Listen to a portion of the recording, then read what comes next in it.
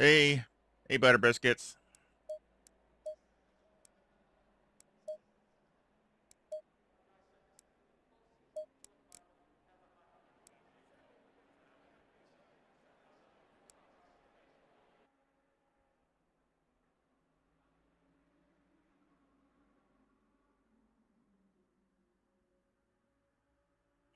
See if I can fix this setup since it's an old one. See if I can update it.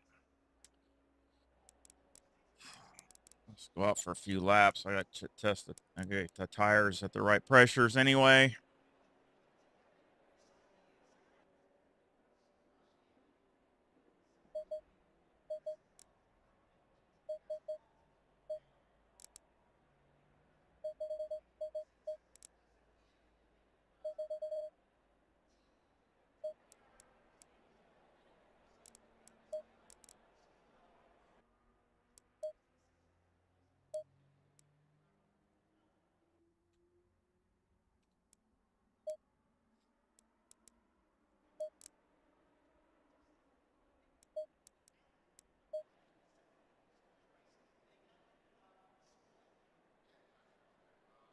No, I haven't been watching that. I just saw a thing about it, but I haven't. No, I haven't been watching it.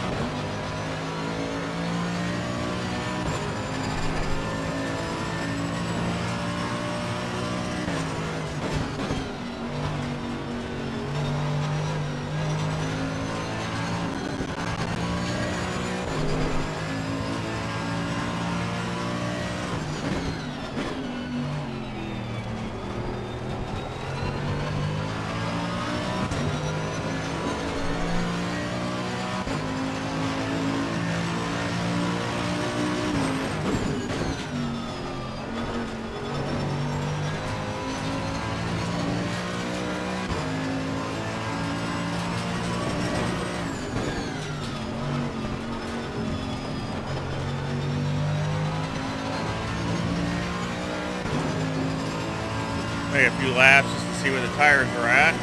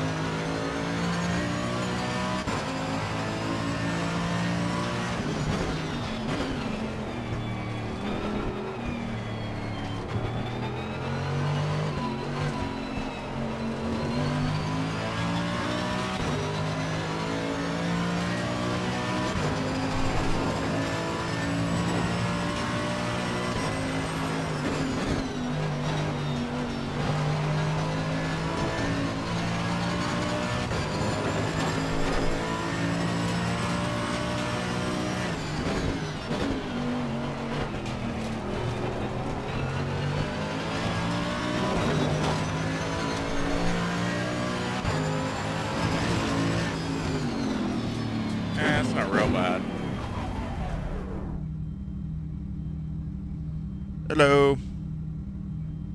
That's not real bad. It's not great, but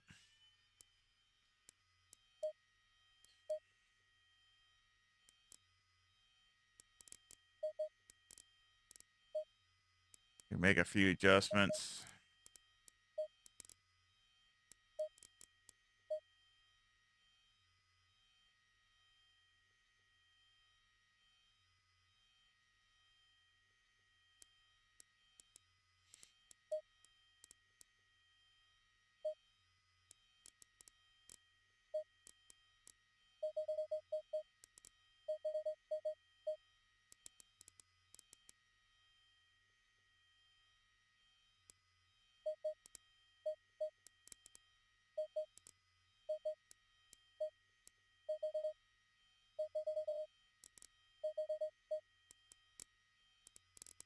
And get a little closer.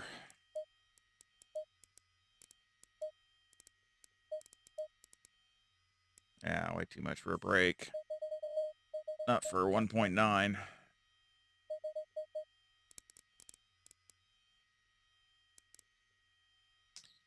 Definitely got to redo this. Try a little stiffer spring.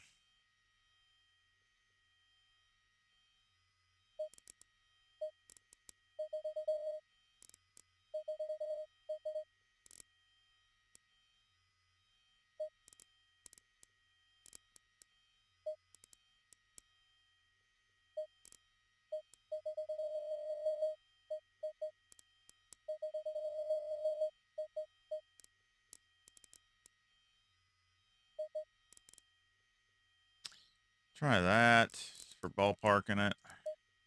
This is a big difference because now it's ride height's really high since the setup was not.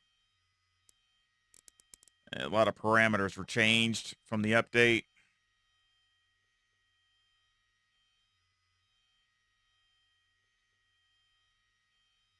Oh yeah, I just wanted to check out the conditions in eSenior, so I went over there and looked at that. So that's kind of one of those things where it's a survival thing in that. So just to see what it looks like the temps and stuff like that. Let's see. Go down.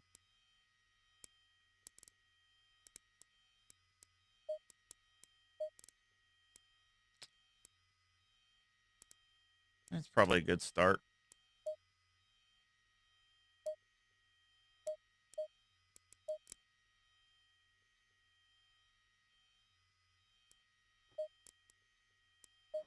See how close we are. So I had a comment. Somebody used this, I guess, the other day, and it was, the old set, for the update. He said it was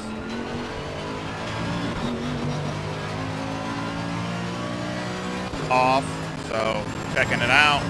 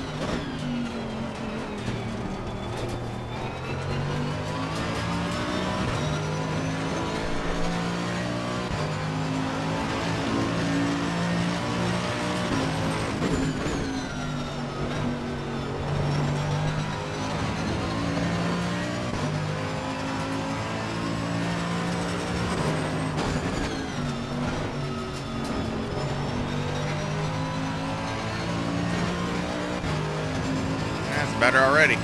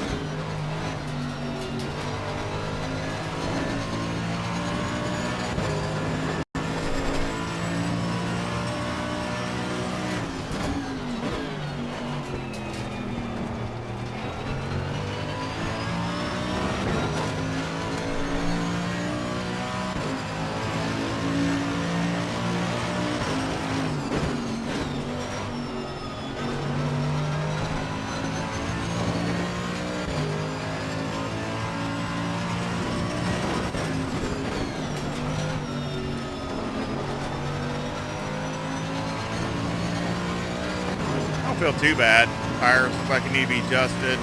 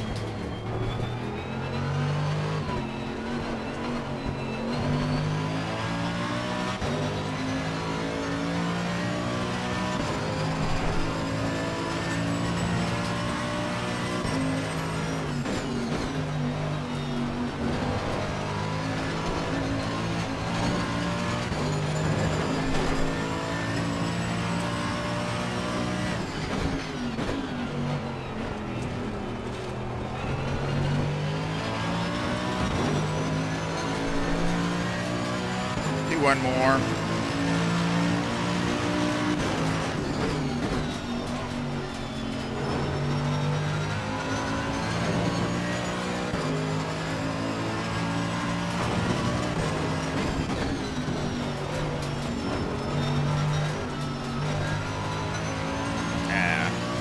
Ran wide.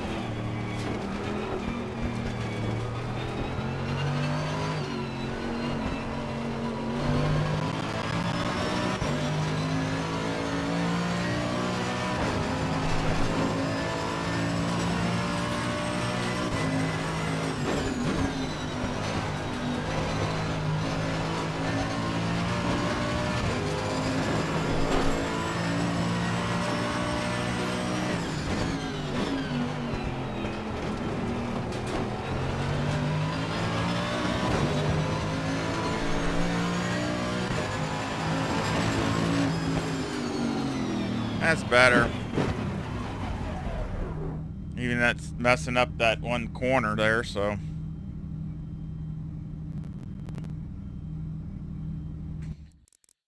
Would have been faster than that if I wouldn't have messed up that one. That going down the fast straightaway, I went wide. I had to get out of it. Would have ran probably another 10th or so faster.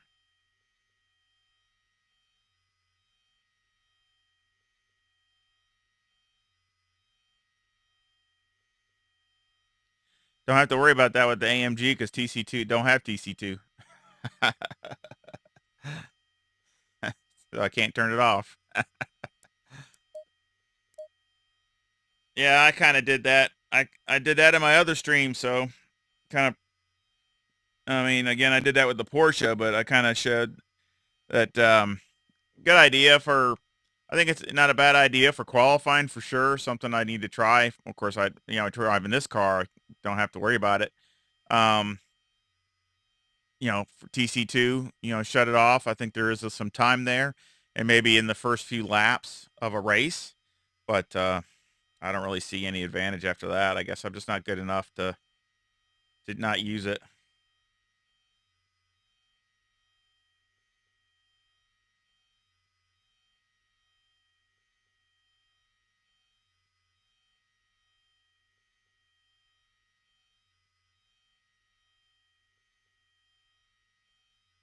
Is the Nissan a good car? I mean,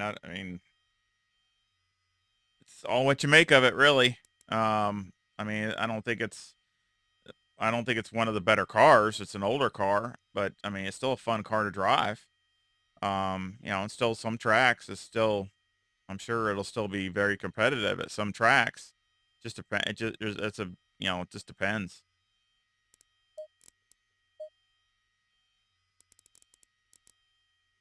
Spreads look pretty good. Um,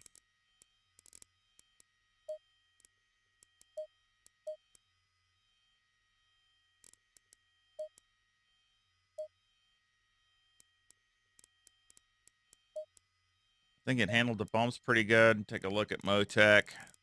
I don't know if there'll be any changes or not.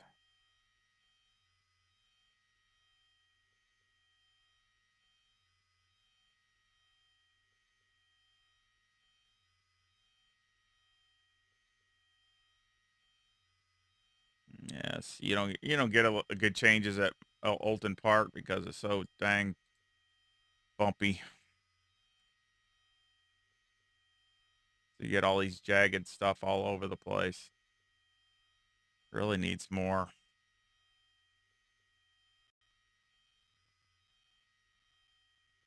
Y'all's bouncing around.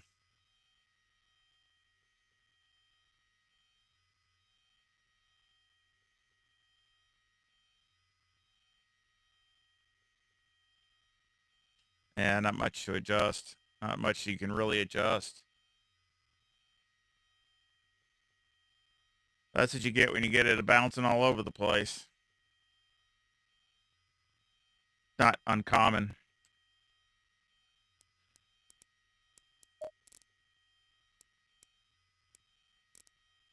I think I'll increase the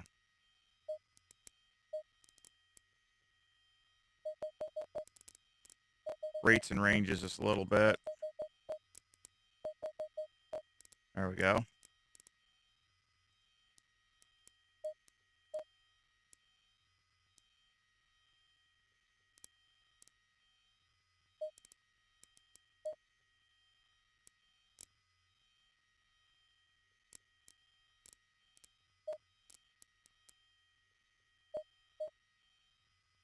A little bit of air pressure adjustment.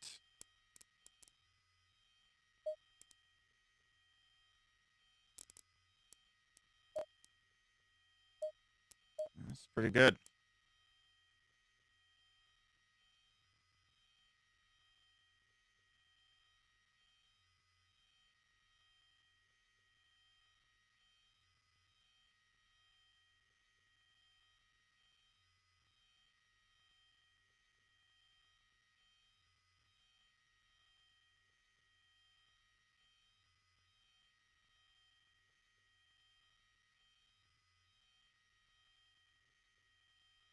Hmm. You talking about? I mean, the Porsche. You talking about the Cup, or are you talking about the GT3R? I mean, sounds like you're talking about the Cup car. The ride height the way it is.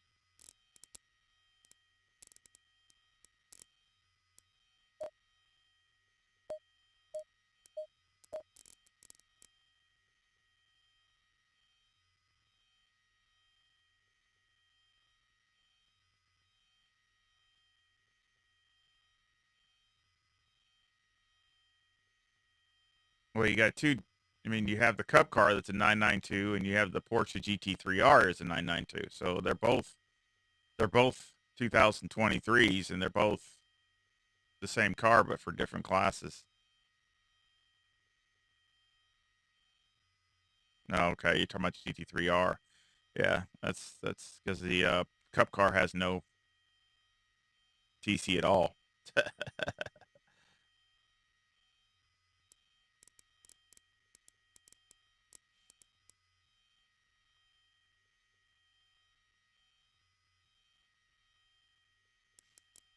So let's make another, see how this works. I go down a little bit on the sway bar just to get the front end to move.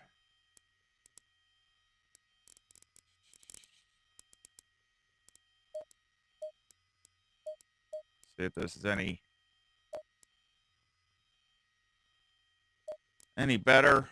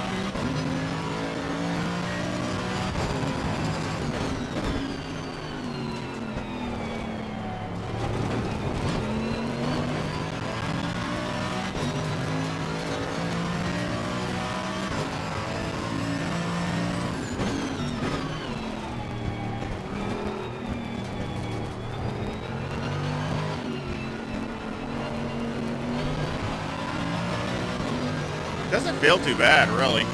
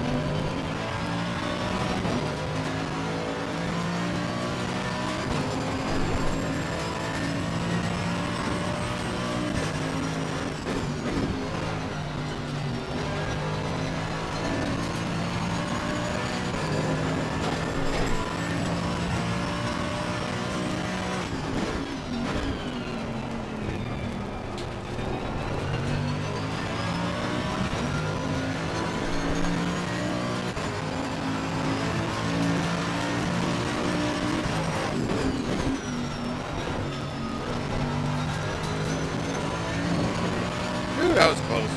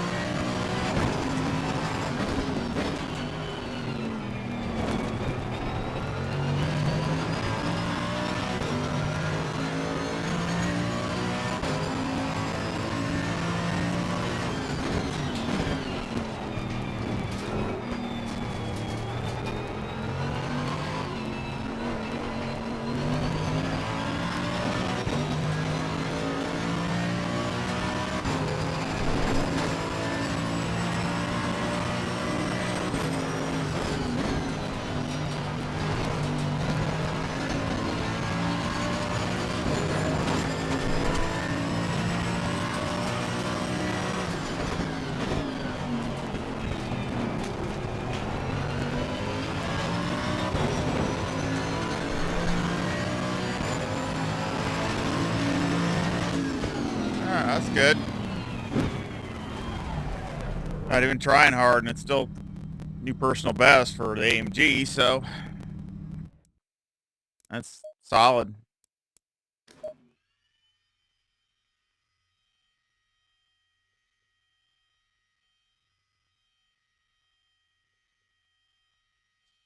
Yeah, I've always liked the AMG. I mean, I really like the Porsche better, to be honest, but I just don't have the confidence in it right now.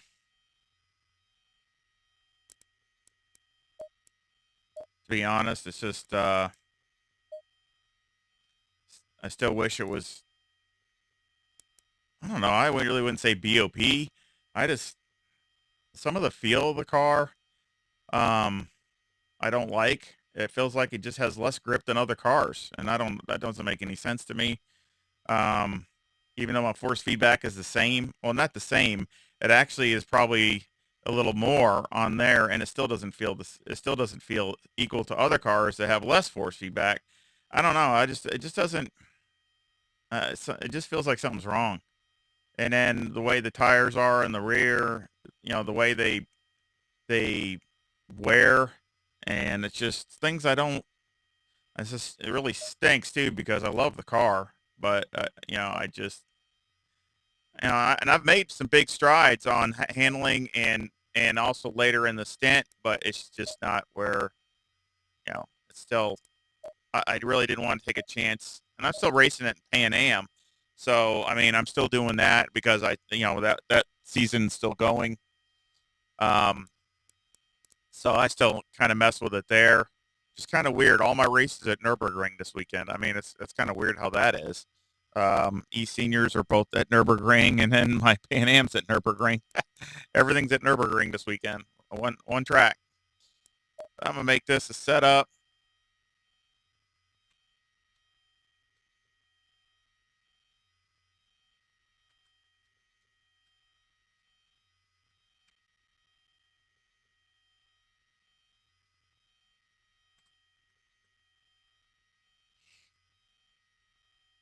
Since I think it's pretty solid. Tire wear is good. I mean, I really wasn't even going pushing this. I didn't think I was going max out, and I'm running.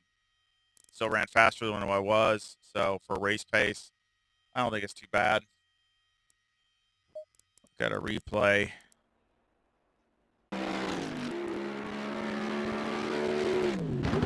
Gotta love the sound of the AMG. Kind of like what I like about the Porsche, even though, I still think they can improve that too. But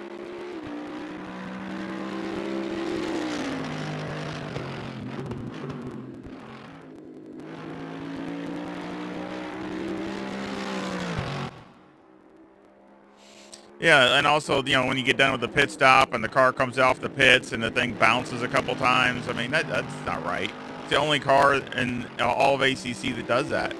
The Porsche Cup car doesn't do that, so why does the GT3R do that? I mean, you come off and the thing's bouncing. Something's wrong. I just don't, I don't know why, but they can't fix it, I guess.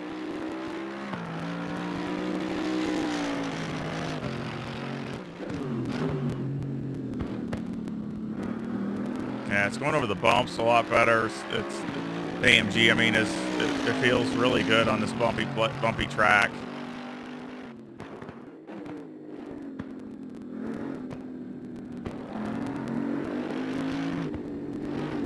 That's even with stiffer springs on the front.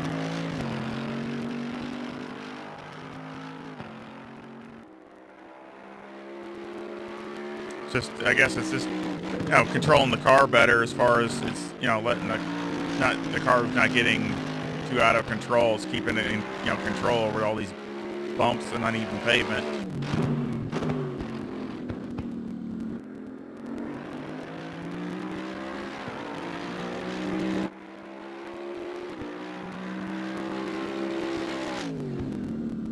I was happy with it. I think it's good.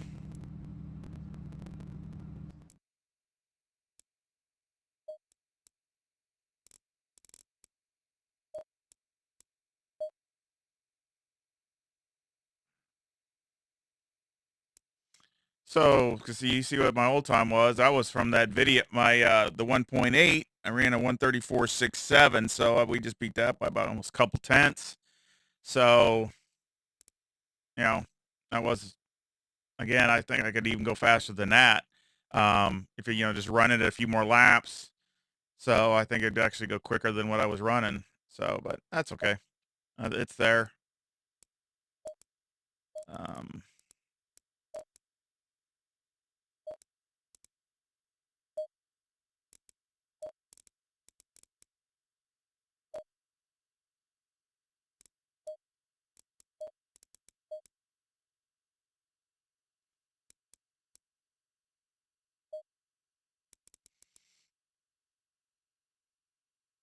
I had somebody say they had problems at Spa with the BMW. So,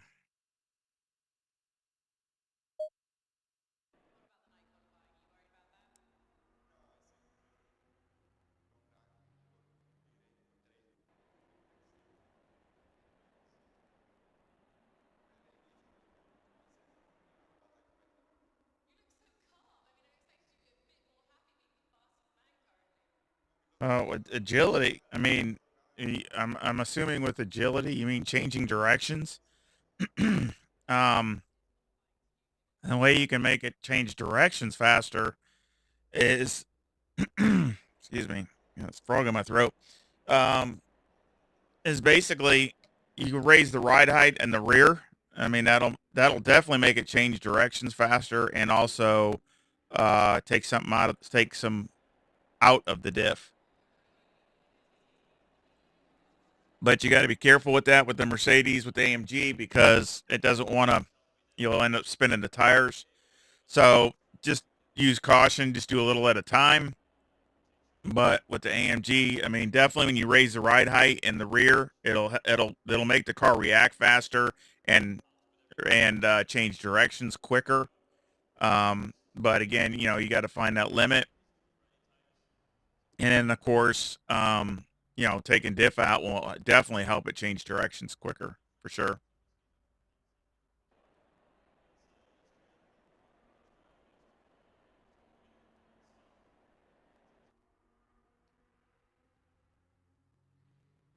Yeah, I mean AMG as far as I mean thanks, I appreciate that. I mean I try. I mean it's just some cars work better for others. I mean uh AMG's always worked good for me. Uh, I've struggled with it at times, but it seems like it usually always I figure it out and then it starts working okay. Just some cars are that way. I mean, everybody's different with different cars that suit their driving. So I don't really have an issue with AMG as far as uh, it being crazy or wild or whatever you want to call it or hard to control. It's no worse than really anything else. I mean, for a front engine car, it has a little bit maybe, but it's nothing extreme.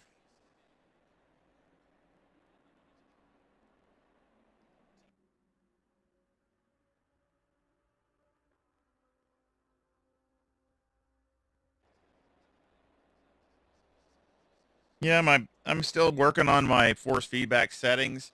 And of course I have a DD2. So again, that's different than a DD. I mean, this is I'm probably only using, a little over half of the capability of the base. But I kind of like that because then I'm not maxing it out. I don't have it maxed out. So I mean, be honest, I'm probably only using 11 or 12 newton-meters of the 25 that's available.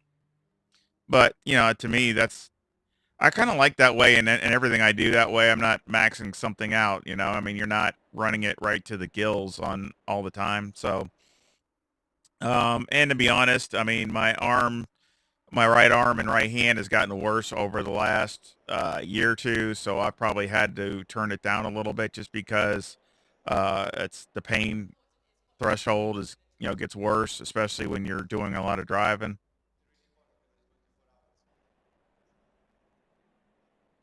Yeah, CSL. I mean, I know you can go up to like was it 8 or 9 or 10 or something on the CSL or something, or you can go up pretty high. So, I mean, I'd probably be happy with the CSL DDs. But it would probably be maxed out. I'd probably have the thing right to the max. Like right now I got like 60%, like 60 gain. Um, you see there, I got the gain 60, dynamics 50, and that's pretty much it. So, I mean, sometimes I go down to 55 on the gain. So, I usually between 55 and 60 though. But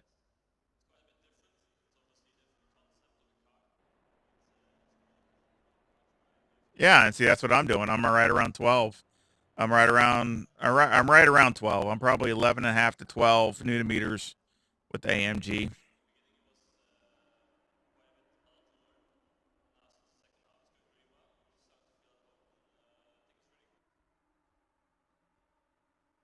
And they're all good. I mean, it's just, um, at the time when I got the DD2, I wasn't sure how much I was going to use. So I went ahead and just got the DD2 so I'd have more than enough. That's kind of thing. And, but really, to be honest, I usually only keep it around, and I like it a little higher. But again, then I get into the pain, after a lot of driving, you start really hurting. And I wish I could do even more, but it's just, I don't, you know, it starts to get too much pain if you start getting into long races and things like that. I have it as much as I can stand, to be honest.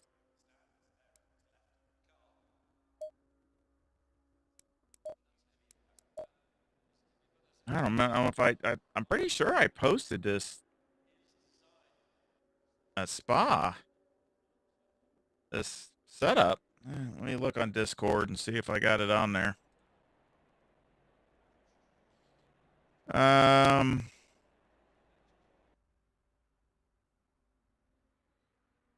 yeah, it's right there. So that's that setup right there. So I got it on Discord. Somebody said they had a problem or something. I don't know. But I mean, I don't think it's too bad. Let's take a look. Probably can go a little more there.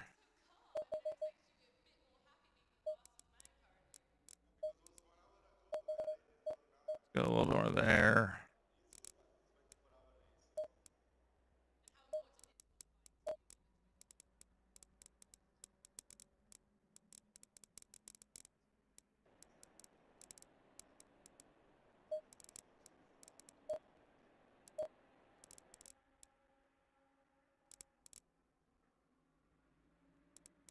Hmm. Let's see. Oh, that doesn't move. So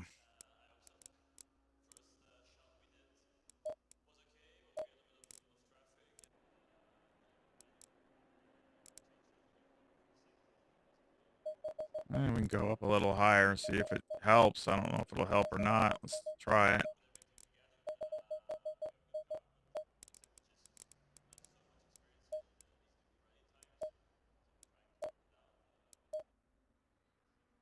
Let's just try and see what it does.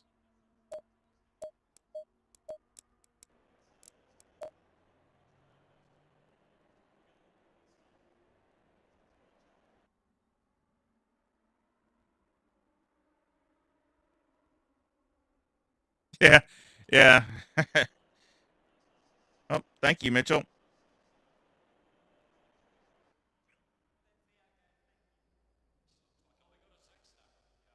I don't think so. I don't. The problem with gain is you end up clipping. You get too much gain and you start clipping, and then that's not good because then you're missing out on some of the contrast between and your force feedback. So a teeny bit's okay, but a lot is bad. So I think a 218 something, high 218 is my personal best to spot in the BMW. And of course that's race pace. I mean, I usually don't. That's probably I'm sure that's not like a qualifying or anything. I should be able to go faster than that, but just haven't spent the time. But let's see if we can make some few laps and see what. I really don't. I'm just kind of seeing what he said because he was just like, Let me check my wheel. He was like, he had an issue with it, so I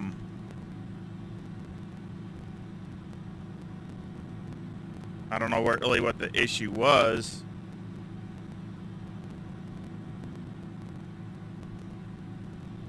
Well, shoot, I keep. That's close. That's close.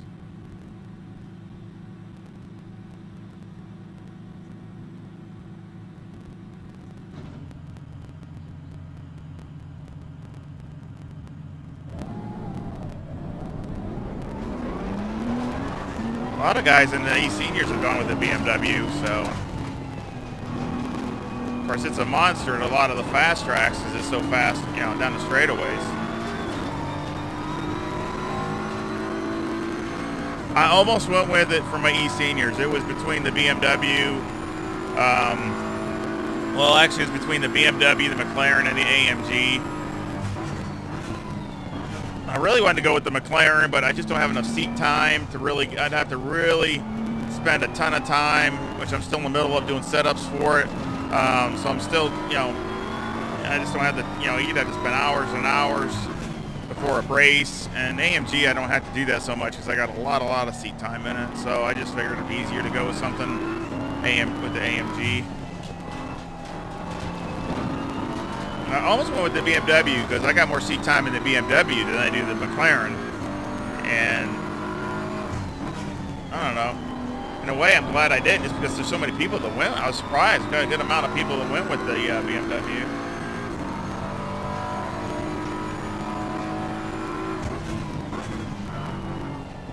And again, you know, it's always learning the little things about cars, and that's how you really can start getting quicker because, you know, every car's got a little bit different gear ratios and things like that, which at some tracks you got to drive it a little different. So, you know, it's all those little things like that that really can help you get quicker.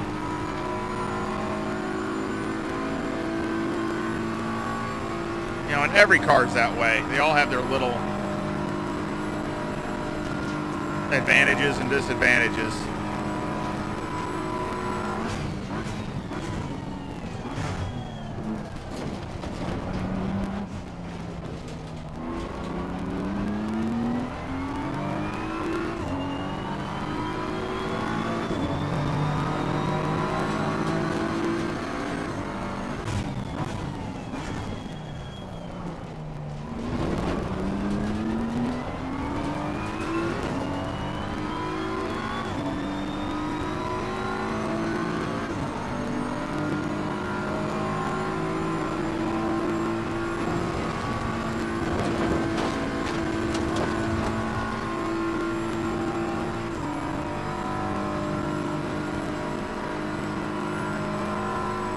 See the speed this has.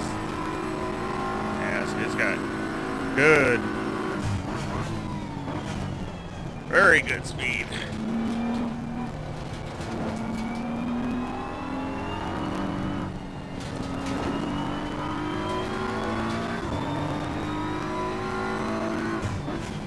One thing I really like about the BMW is I like it because you can carry a higher gear. I really get into like that with a lot of cars.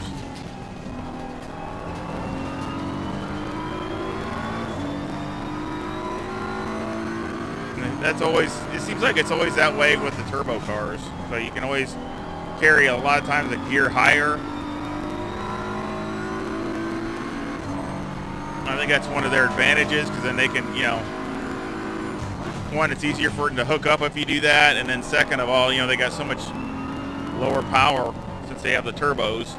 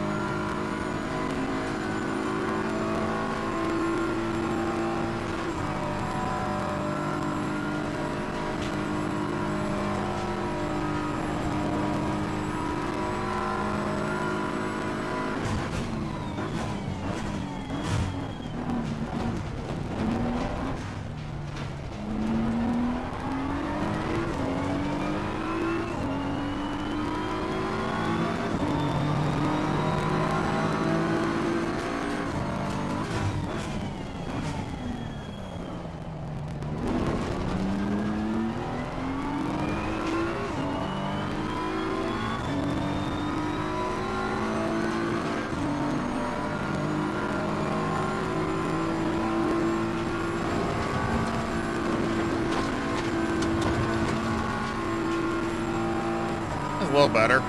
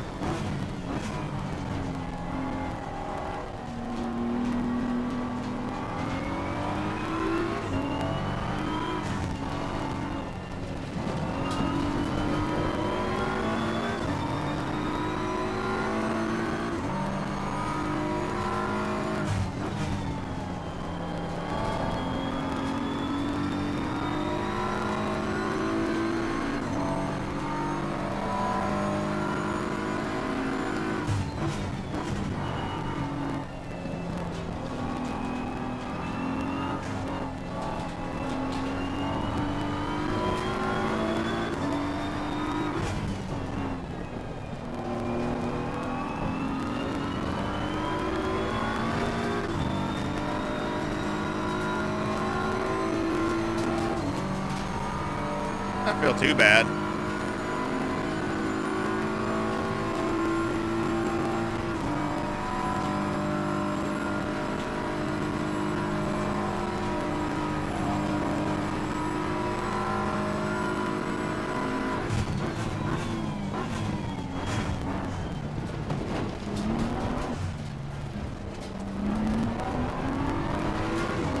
Broke a little too early.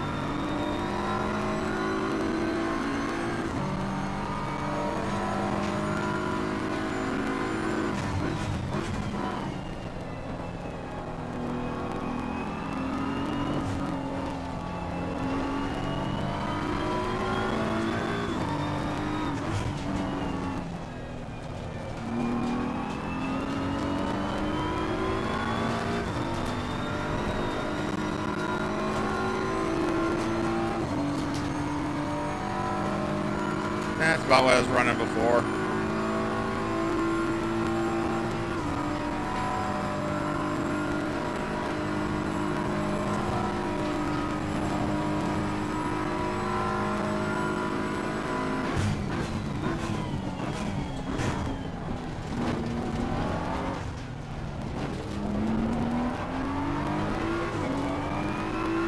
That's better. That's not too bad.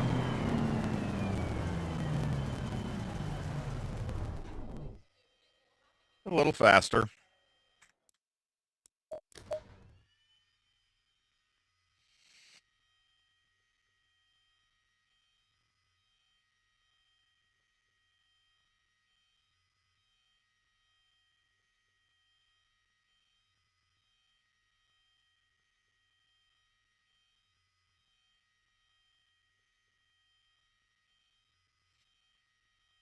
Yeah.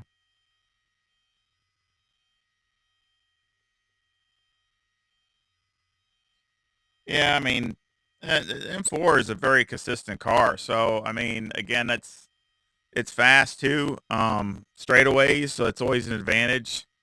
Um, if you're at a track where it's hard to pass and you got straightaway speed, it gives you that's one feather in your cap. I think it's an easier car to drive, so it doesn't wear you out. I mean that's what I was looking at with the BMW. I mean I was looking at a car that I could drive that is where some cars are a little harder. I mean they do wear you out more. I really don't think the BMW is that way. I think it's an easier car to drive. And that's to its advantage, because then what that means is at the end of a race, end of a stint, race, whatever, you're going to be fresher and you have a better chance of keeping your lap times consistent, where a guy that's really fighting a car really has to do a lot of work. I mean, he's got to be pretty much just 110% mentally and everything else just to keep it at that level. So there is advantages.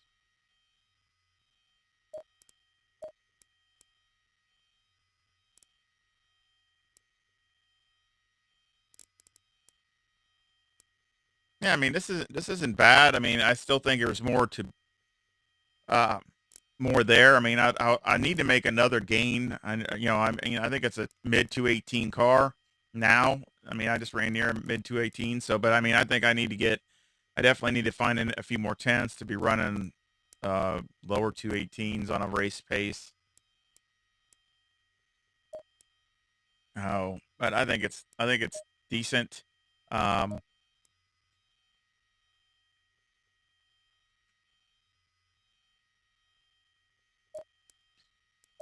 so again, I mean, he said he had a problem. I don't remember what he said with it. If it was, what kind of issue he had, but um, again, the BMW is one of those cars where you run as much diff as you have to, um, for sure.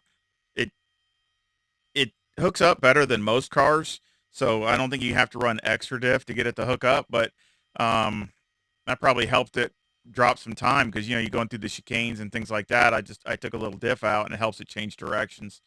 So little things like that. Again, it's such small things. It doesn't take a lot of times to go either the right way or the wrong way. don't don't take much. So the kind of speed this thing has.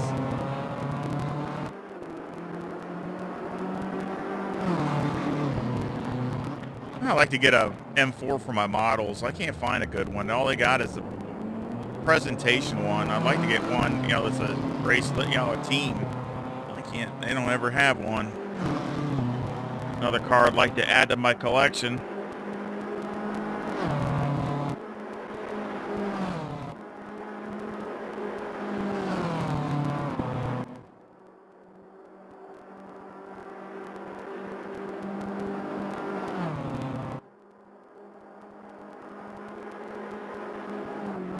Yeah, good speed.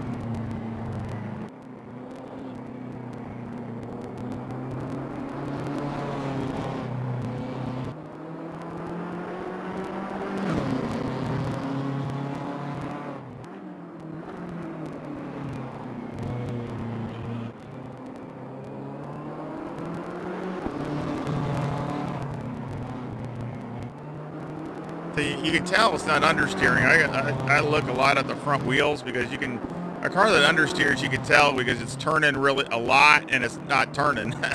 So, I mean, I can tell that if you look at the front wheels, they're not turning that much and the car's turning. So that tells me it doesn't have really any understeer.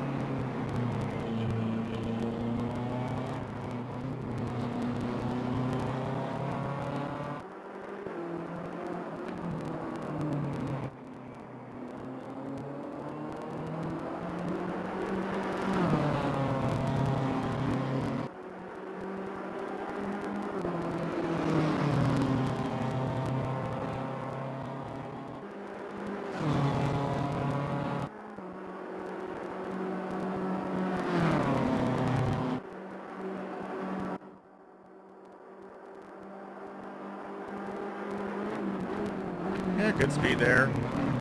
But yeah, if you go right through here, I think it changes directions really quick. And that's just taking some of the diff out and really does that.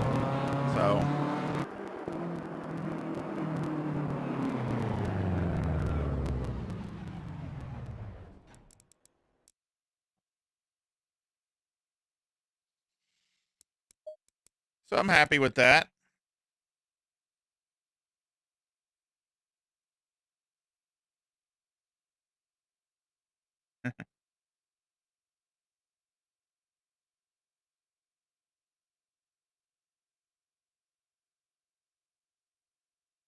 Yeah, I was looking into doing the new pros and cons. It's so hard to figure out when to start doing that because I hate getting the time and then they do a change and then all that's for nothing because I tell you, sometimes they do these BOPs and do updates and it completely changes a car. And it's really hard I don't want to put something out there and then it's like totally irrelevant because they've done a change. And that's, if I do something like that, then that's all the time, all that time I put into it is wasted. Um,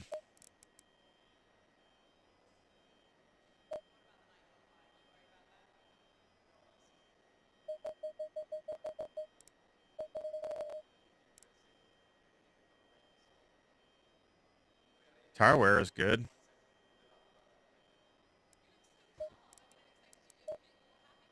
Yeah, tire wear is good.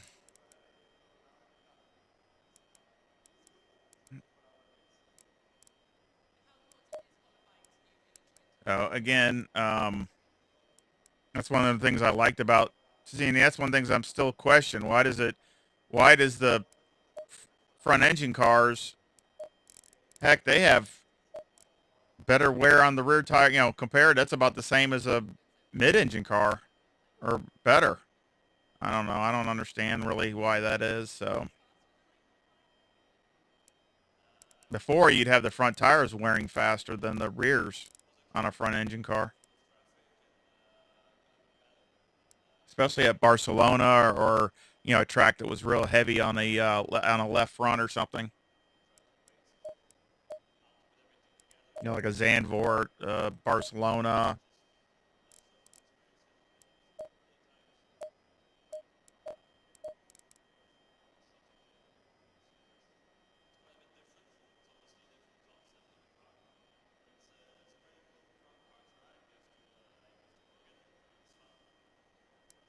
Let's see. Have I done I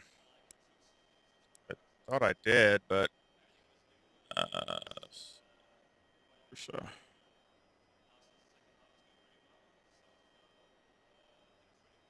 Yeah, right there. Spa setup right there for Porsche.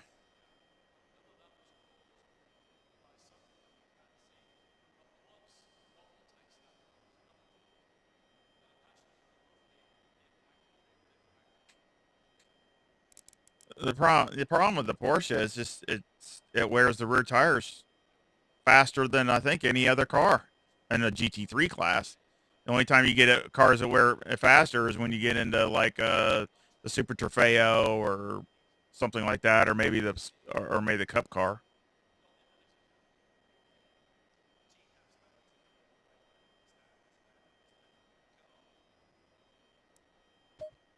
And again, I try to make setups that are drivable and obtainable, and and of course, I look at the race more than qualifying. I've never been a great qualifier, to be honest with you. Um, you know, I don't know. I mean, I'd rather have a car that's can race and that can feel racy and you can make passes and all that and move up than to put a lot more time into qualifying and then you get in the race and you suck.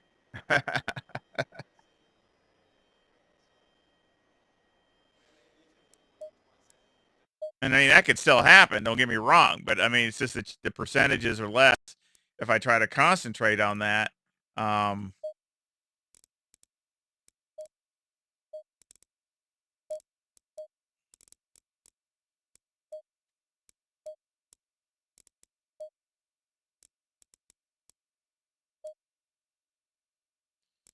I've run best at there, so at Paul Ricard. I don't think I put that setup out there though. I don't think it's no.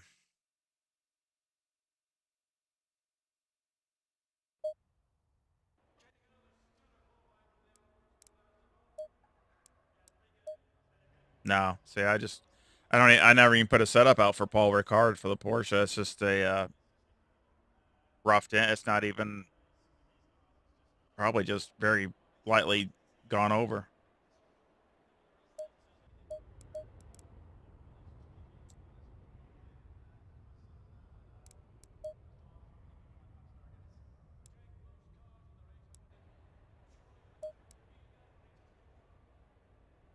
Hmm.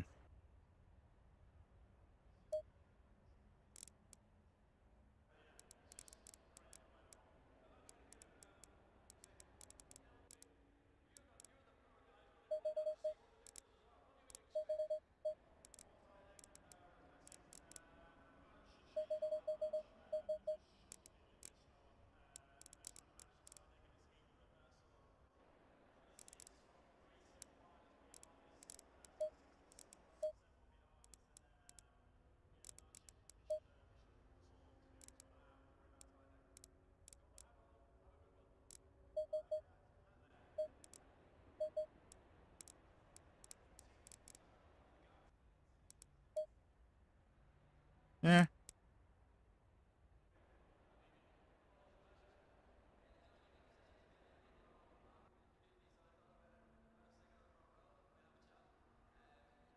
No, I've thought about doing that, to be honest with you. It's one of the many ideas I'd love to do. I mean, I'm not scared of that as far as, comparing a setup. Um, I just, maybe it's something in the future that I will look into. I will compare a setup. I just don't want to get into that I'm trying to steal their way of doing it or something like that. So that's the only thing I've been scared of. I don't want to say, that where you're copying, this person's setup. So you're copying, I don't even look at them. So I don't even know what they even look like. So, but I would like to compare them just to see if they're better in certain ways than mine. I mean, I have tried, a HIMO, I guess you call it, setup. No, this was in the old update. This was the 1.8.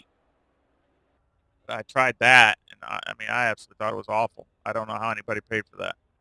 I tried their qualifying and their race, and it was horrible. But that's just me, okay? So I'm not saying they are horrible, but just in the way I was doing it, it was horrible. So to my driving and to it was I think I was like a half a second slower than, and I think it was a Nürburgring setup, and I was like a half a second slower than mine or something like that. So, and I really tried too. So it wasn't like I was sandbagging. But, eh, you know, and to me, everybody has to do a small, little adjustments. But I mean, with this, I mean, I would have had to redo the whole thing. I mean, it was not just a little click here, click there. It was just out to lunch. So maybe they're better now. I don't know. Again, I should try them, but I just, so limited with my time. I hate doing that. And then I don't want, like I said, I don't want people to come back and go, oh, that looks like Coach Dave setup, or that looks like, this setup, or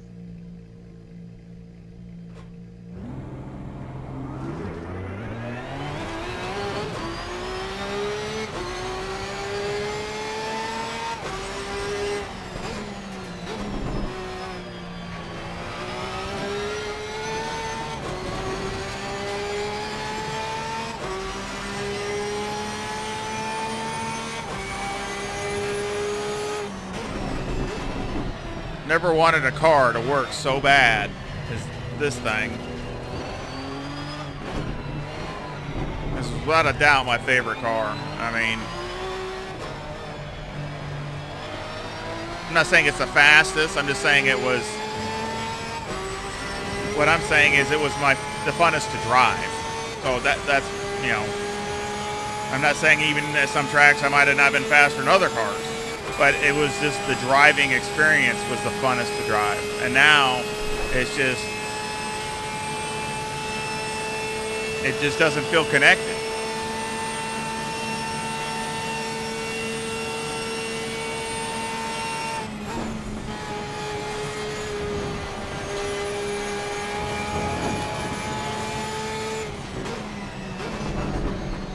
It feels like it's sliding all the time.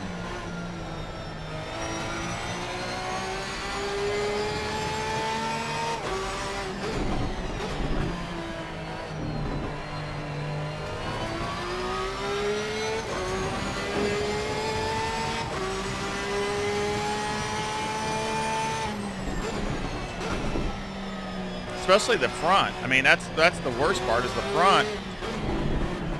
It feels like there's just literally no grip. And I have made it better. I mean, it's better than what it was, but it's still not where it should be.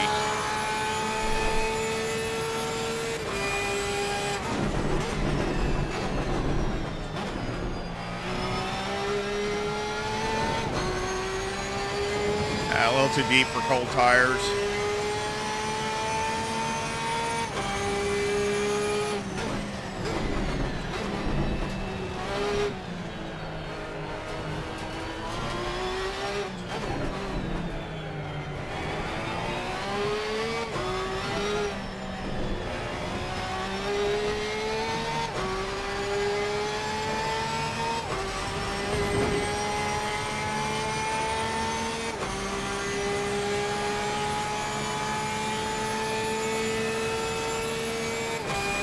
I don't even know if I did any Motec on this yet or not, so it's one of the reasons I was wanting to do a few laps and see if I see what Motec looks like.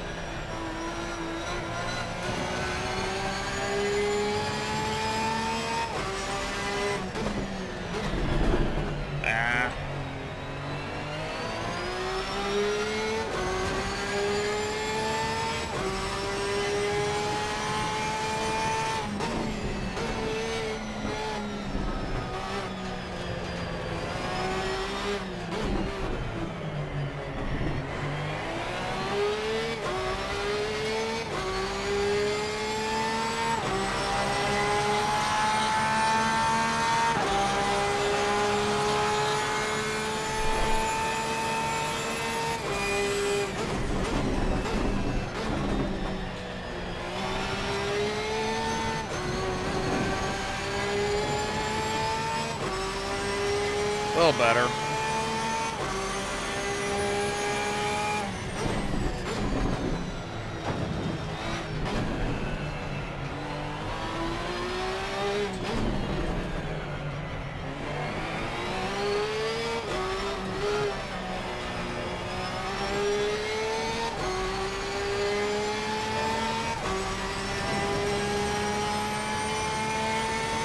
Hey, you get the front end feeling like it's sliding. I don't know why.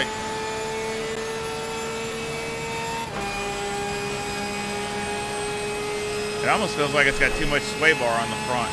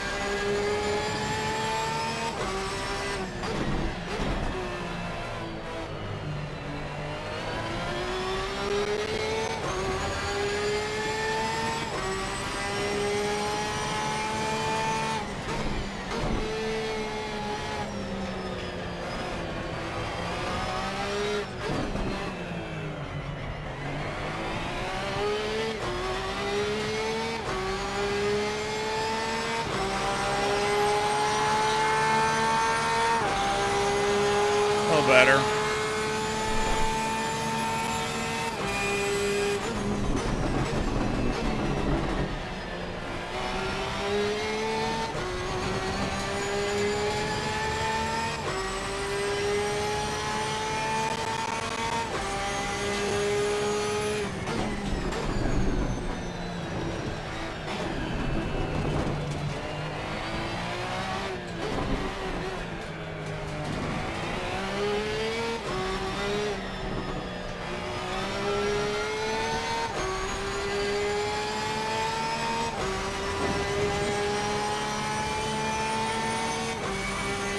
Well, better. Gentle on the gas, not to push the front.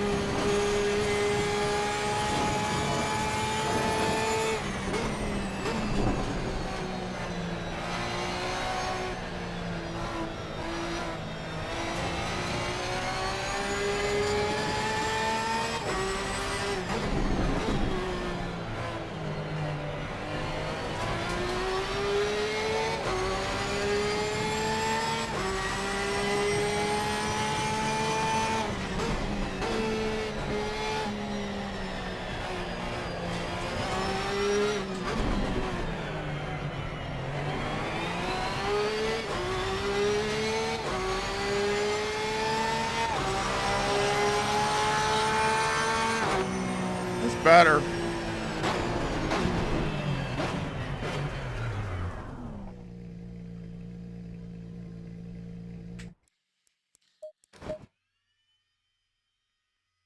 I mean, see, that's the, and I can get decent pace out of it, but the problem is always in the end part of the stint. That's where you start having all the issues, and that's really frustrating.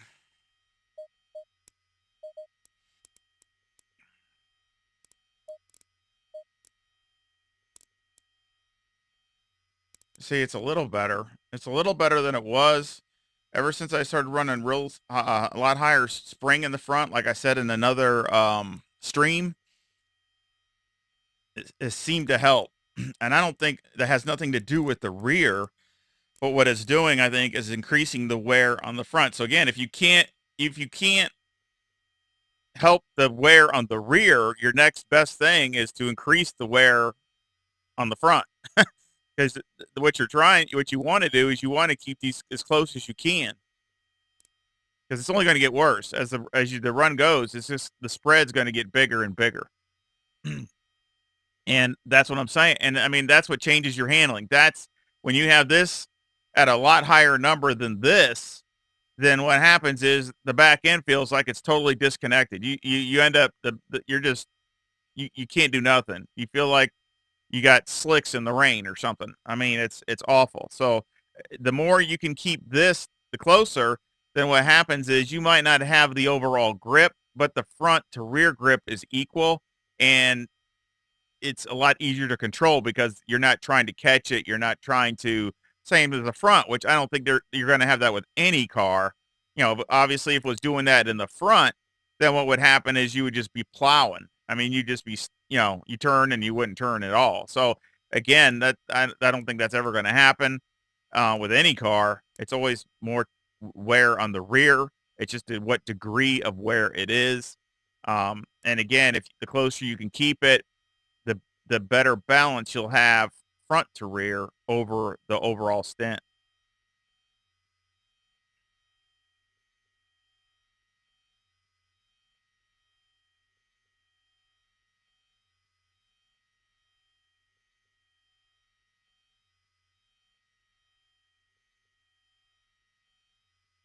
Yeah, 217.6 is good. I mean, that's flying at Spa.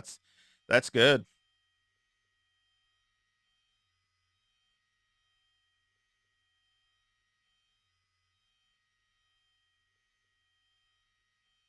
I think as far as the diff, I think the diff can help you be more consistent because I mean, let's think about it. The rear diff, if you run a lower diff, you have a better chance of spinning a tire.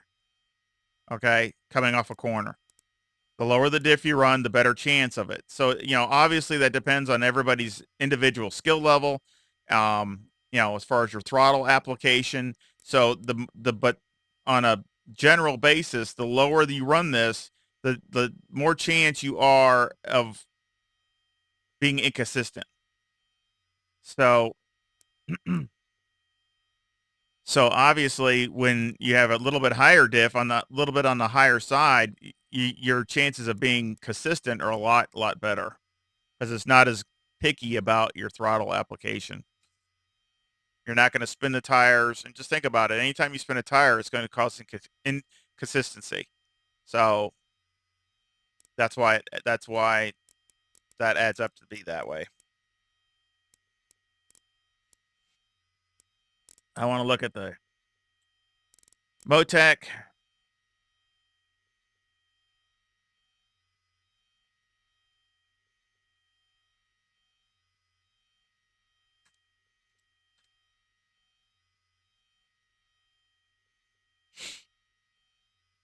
Not real bad.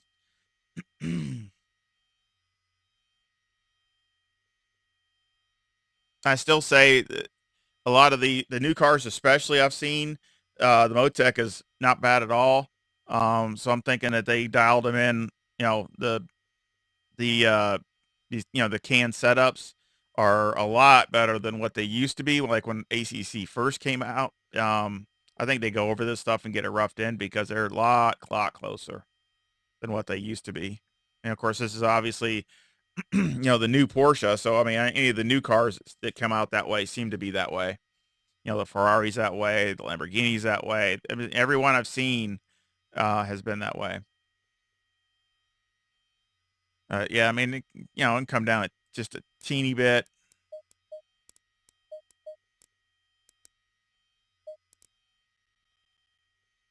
Um,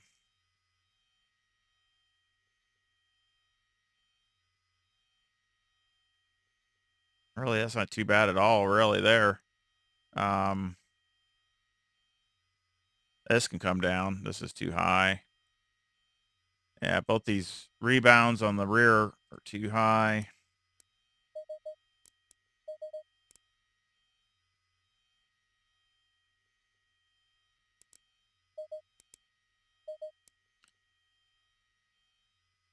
And let's see, it's not too bad. Actually, they can maybe even come up a click.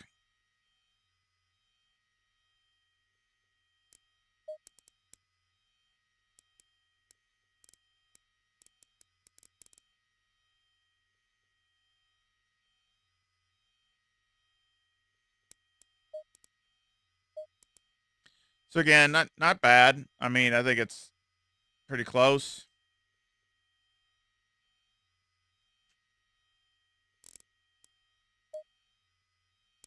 All right. Which I can make this a temporary setup.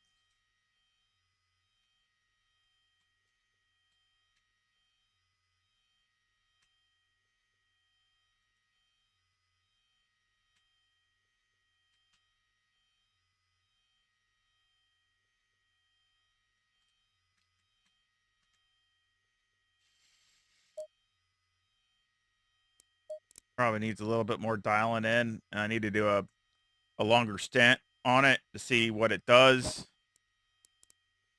I mean, that's a good time. And it's definitely got a 54 in it for sure, which isn't too bad for race pace. And of course, I could go quicker qualifying, but and of course drafting. I mean, drafting here makes a huge difference. So, and a lot of times I'll test it too. Here in Monza, only two tracks. I usually will test it and I'll race the AI or something because, it does make a big difference drafting, and I don't want to get in a draft and then the car can't handle. And sometimes you get that. You get in a draft and the car is total junk because the way the air is coming off the other car, it totally makes the car plow or do whatever. So or makes it too loose, or you never know what's going to happen. So basically I try to usually test it just to get an idea. I do a short race with the AI just to see how it's drafting and things like that.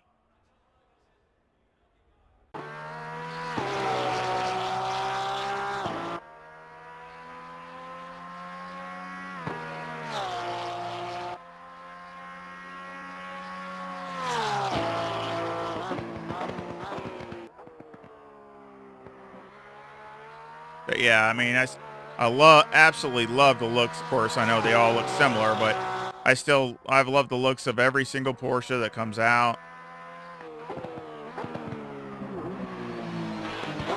I love it because I like the lighter feeling and the stability, the agility of the car. I shouldn't say stability, but agility of the car. I really like that. And to get the most out of it, you have to really drive it. Um, but to be honest, with this new one is different, and that's I'm really not sure if that's right or not. But I love the car, love the sound, even though I think it could be improved upon too. But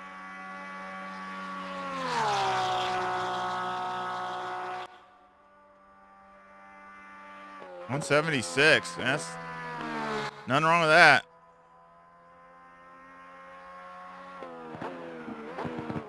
I mean, that's right there.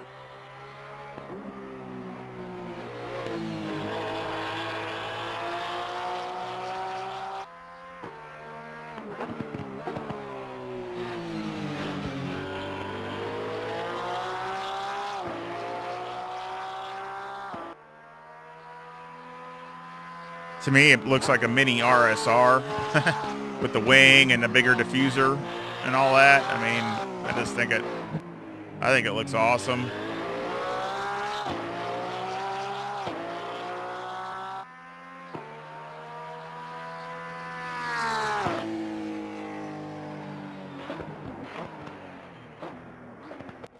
At 155.0, I'm really happy with that. Um, but yeah, I don't have a setup out for this, so I'll probably put this in the Discord. Just as a temporary setup. Again, I have a lot of those that are with different cars. It's stuff that I maybe have not finished. You can see I beat my best by like 6/10. So it's definitely getting better. I mean, that's a good gain. So I'm happy with that. And again, that's because I've made gains on it with just different springs, just a different balance of the car, ride height, and ride height and springs.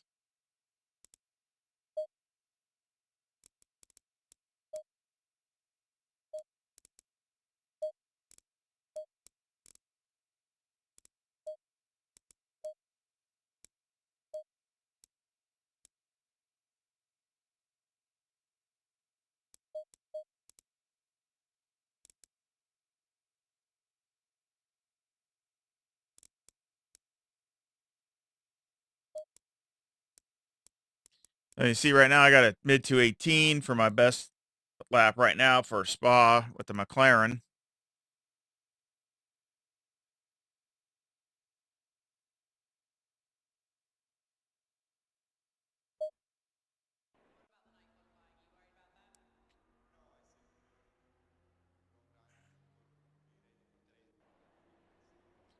Is there a problem with the Ferrari at Valencia? Oh, Valencia, yeah, Valencia. I keep thinking Imola. Why am I thinking of Imola for? I think of Valencia, I think of Imola. I don't know why, but uh, is there a problem with the Valencia track?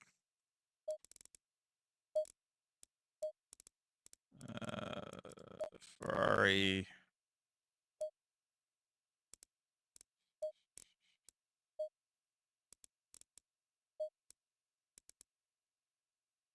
Say 131.82.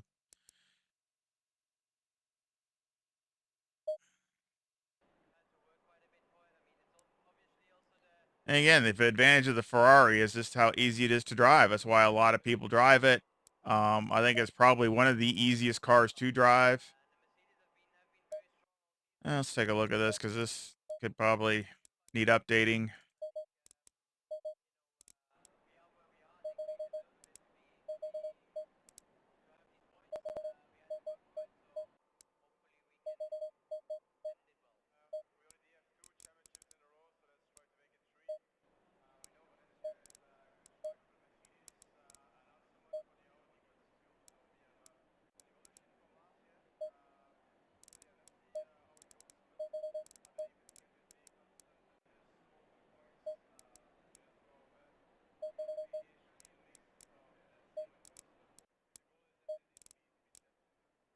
Yes.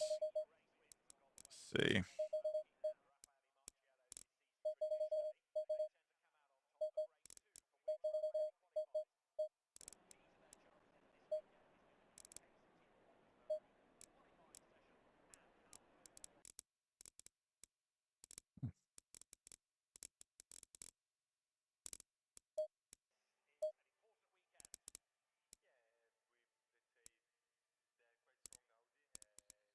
Let's see here.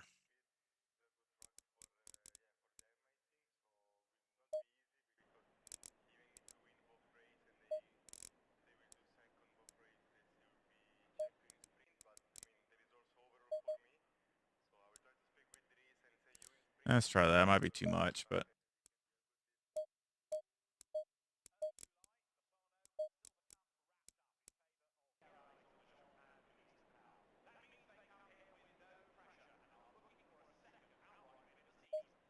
yeah, I think it was it LFM's a Spa.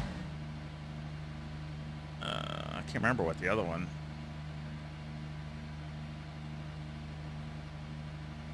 The other track was. Probably Nürburgring, where everything, all my other races are at. I don't know. I haven't even looked, to be honest. I need to try to do some.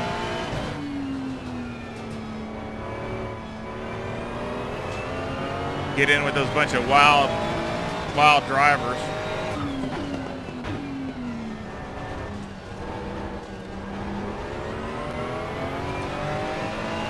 Again, another car that's got,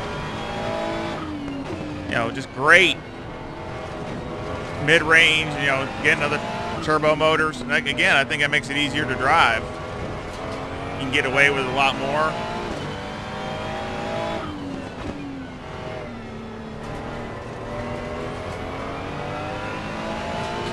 Big, don't need to wind it out.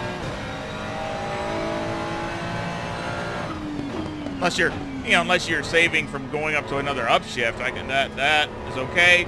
But I mean, you don't need to wind the thing out just normally.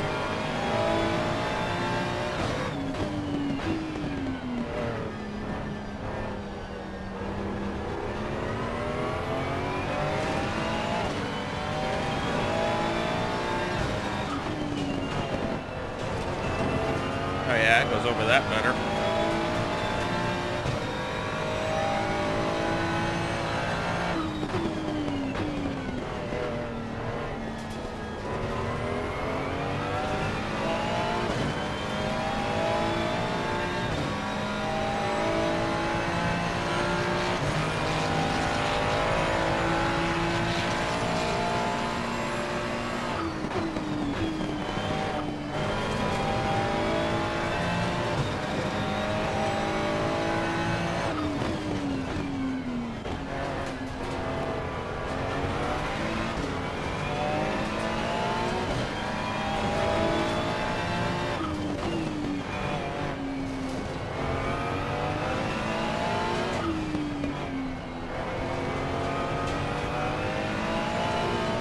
I can hear the turbo,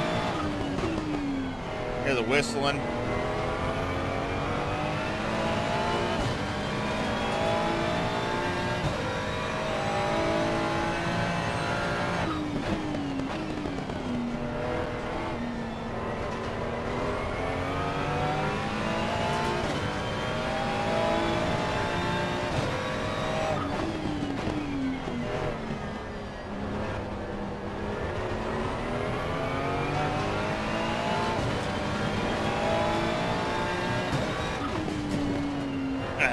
deep.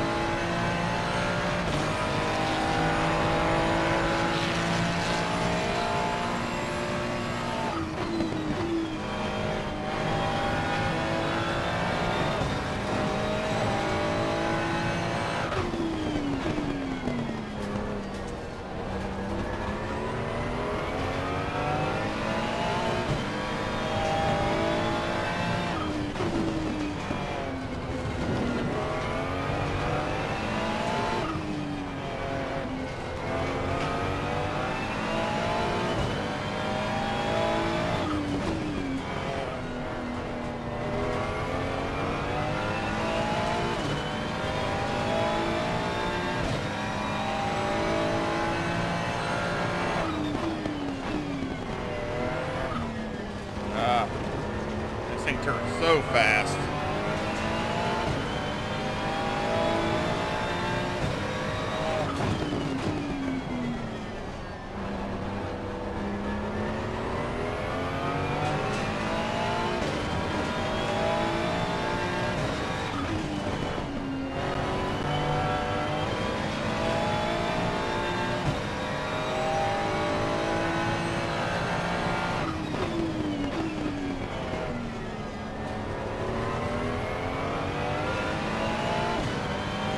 I think we do a better lap this time.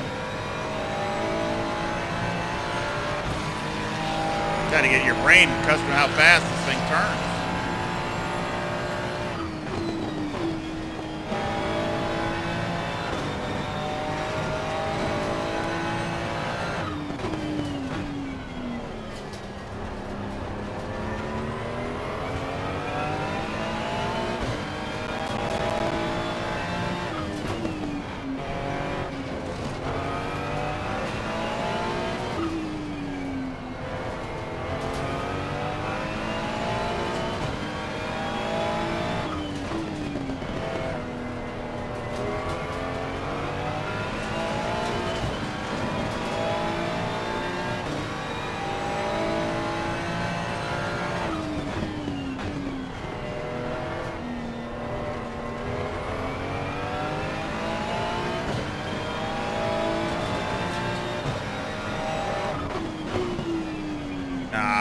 Blew it too deep.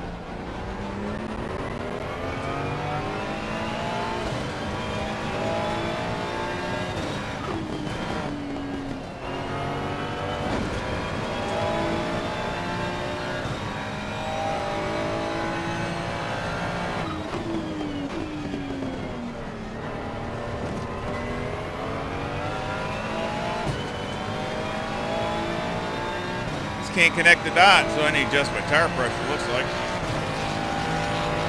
A little bit. Try something different here, too.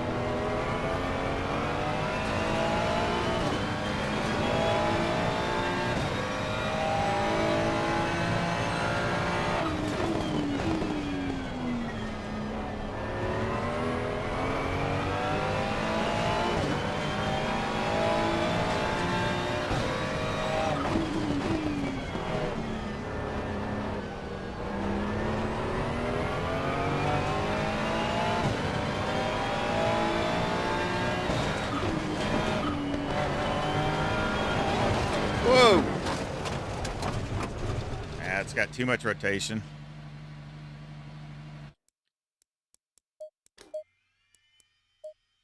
Yeah, probably jacking it up in the rear.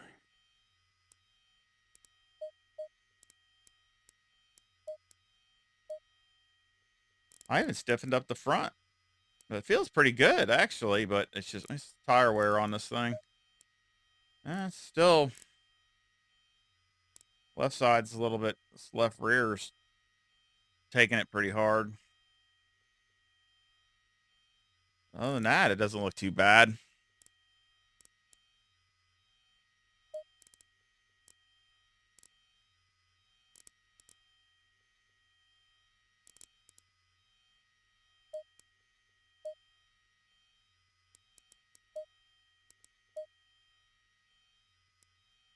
And we do our TC2 test. Let's see. I think all this is actually pretty good. Let's look at the Motec, see what it says. It should be pretty close. Since this is off the other setup.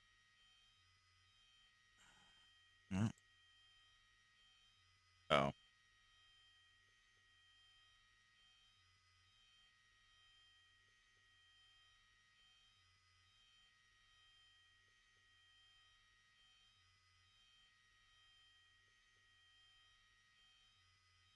It's still too high there. That's way too high. And it looks like all the bumps are too high.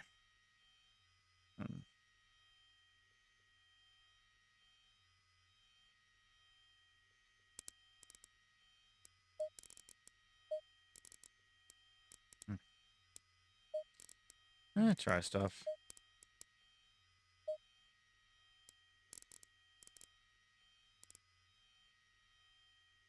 Let's try something, see if that helps or not. Let's see. Especially the bumps are what's way too high.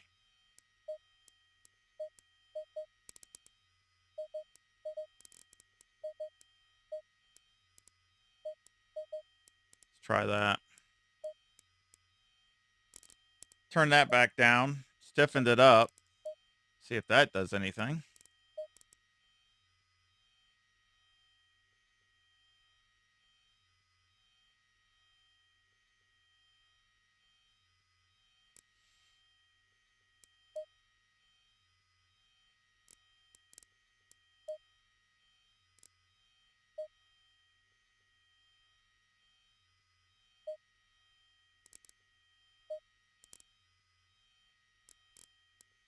Yeah, I think they're running better. It's just I slid. That's what made it so high.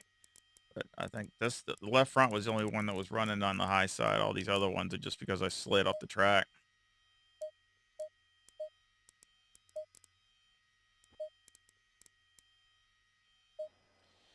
All right.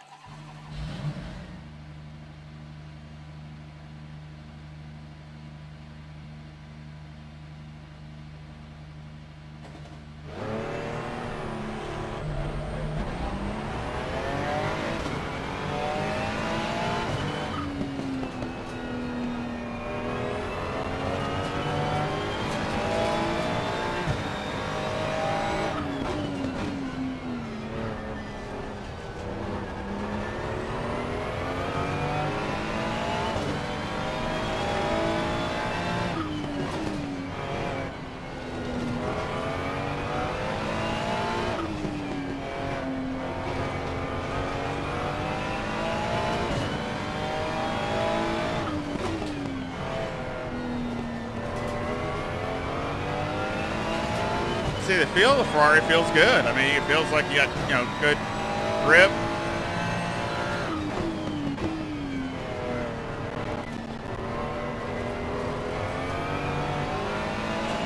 You can tell what the car is doing.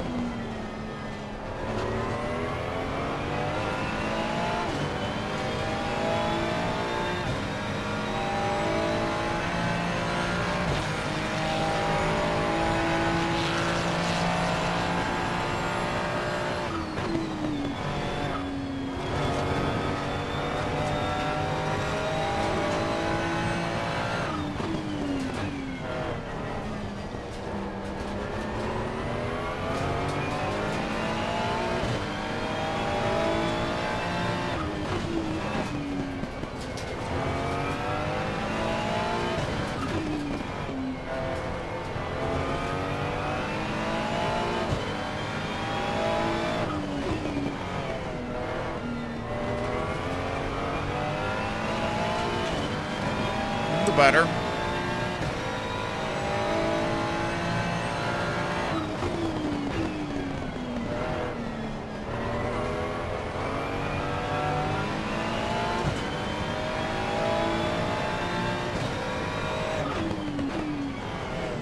Feel it, the wants to oversteer on the power.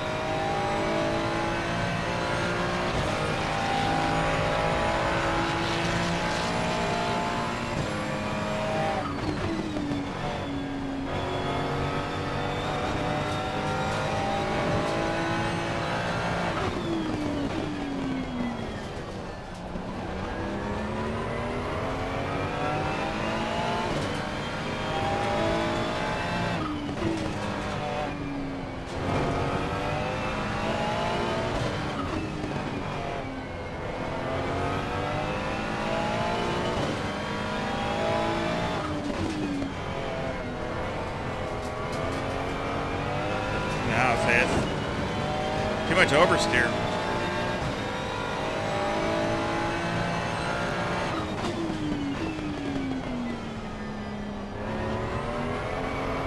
It's wanting to, as soon as you get on the gas, it's wanting to oversteer.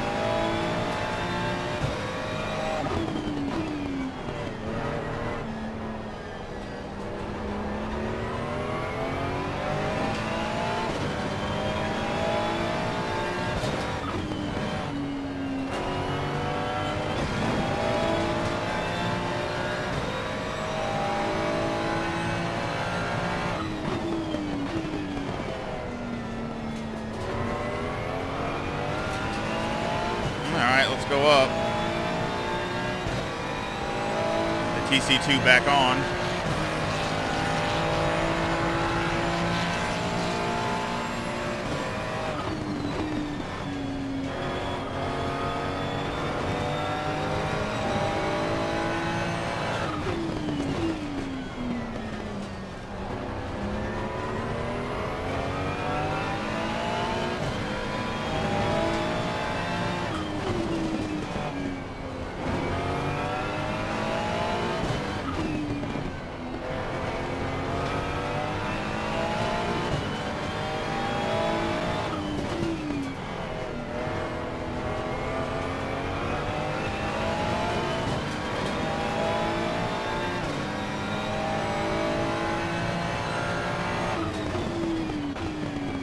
Deep.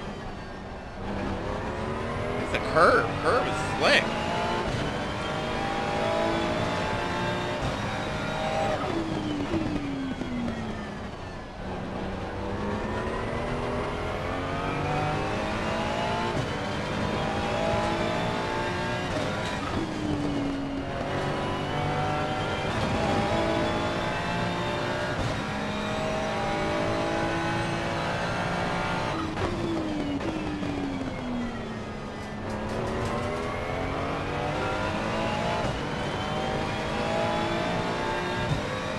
See if we do a better lap. Tires need to come down.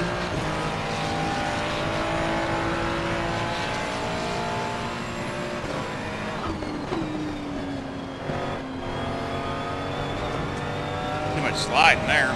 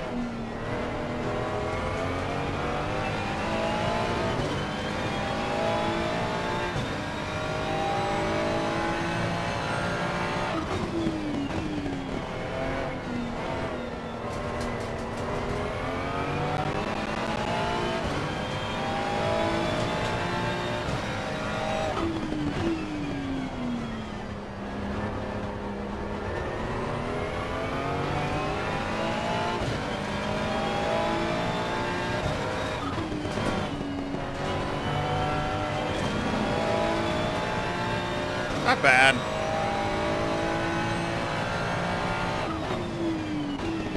Too deep.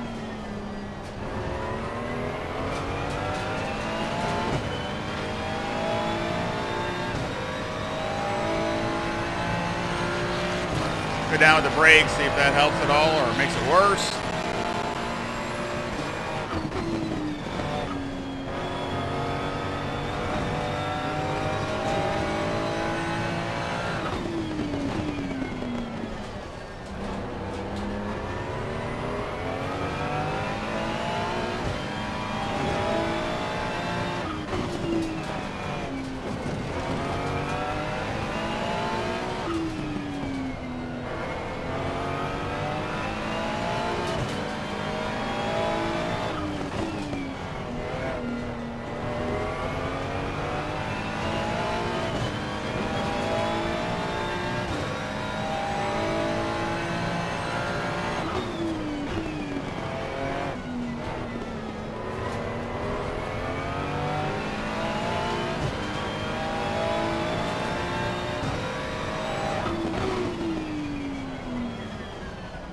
Too deep again.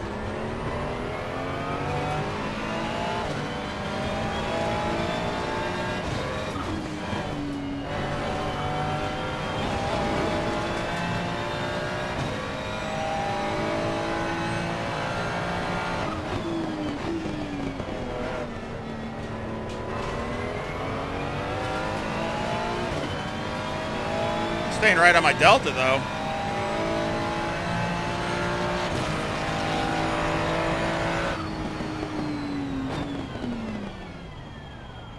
I still don't see really where TC2 run into zero. It really didn't help me.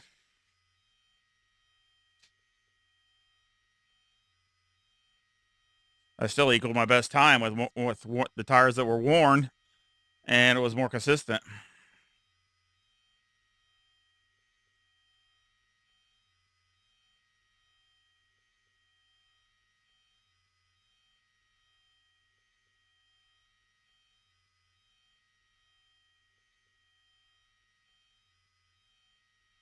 Hello, Thomas. Hello, Dark Knight. I appreciate it if give me a like and and if you haven't subscribed, please help the channel before you go out. But yeah, again, I just used TC2 at 0, and I didn't gain anything. So I really don't see. I just don't see the advantage. I mean, I see the advantage in qualifying. I see the advantage maybe in the first couple laps. I don't see the advantage after that. I don't. Not if the car's set up good. I don't.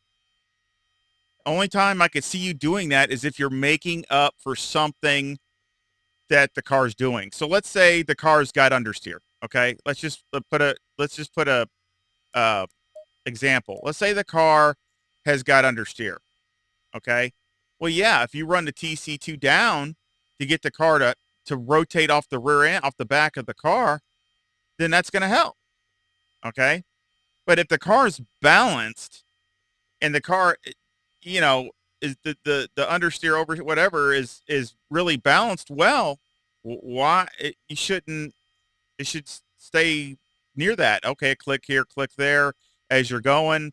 I could understand it, but I don't think, I just proved it there that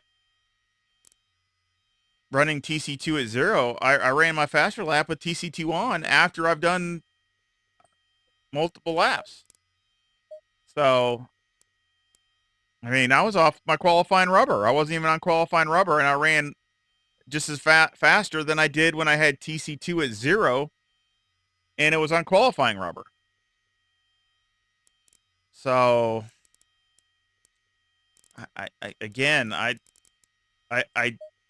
if the car is set up properly, I don't think that running TC2 at 0 helps. I just don't.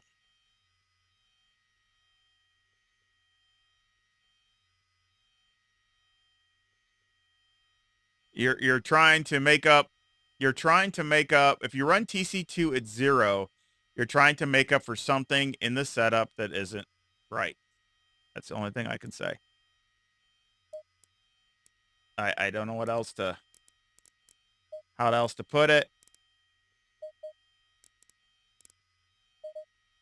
Easy to come down.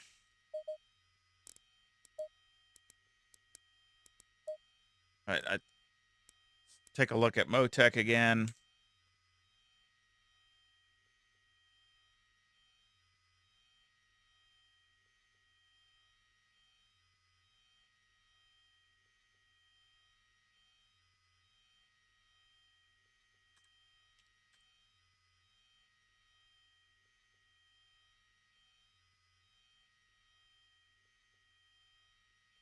Still a little high.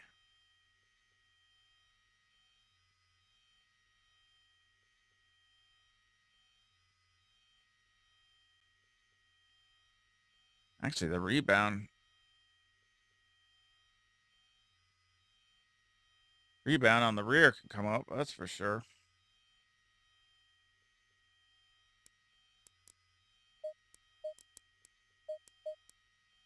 That can come up.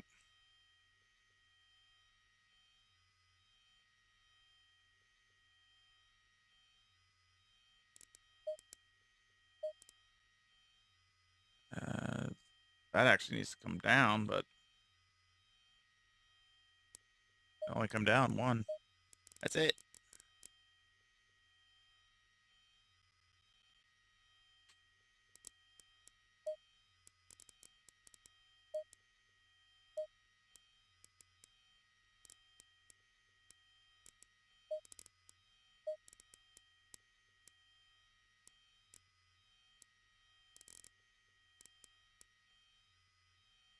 There.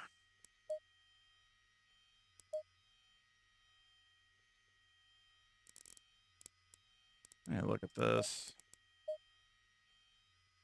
Oh, it's not that bad.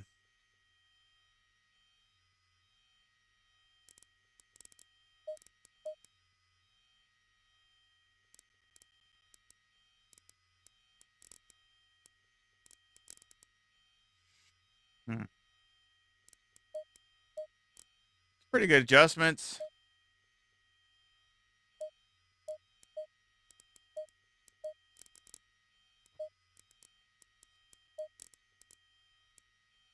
Well, there's almost 2/10 right there.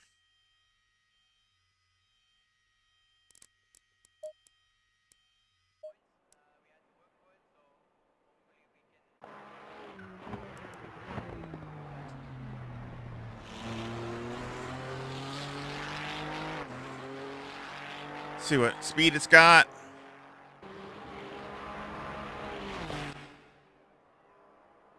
I don't know if they fixed the maps of the Ferrari. Thought they did, but we can try it. See if it's any better. I know a lot of people said that the maps weren't doing anything. A lot of people said that they, one map to the other was not making any difference. So, but we can try it and see.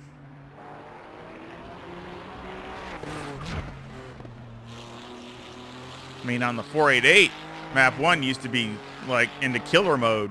I mean, sometimes, you know, most of the time it was always faster, but I mean, in the 296, like I said, they haven't, I'm not really sure if they've got it all straightened out.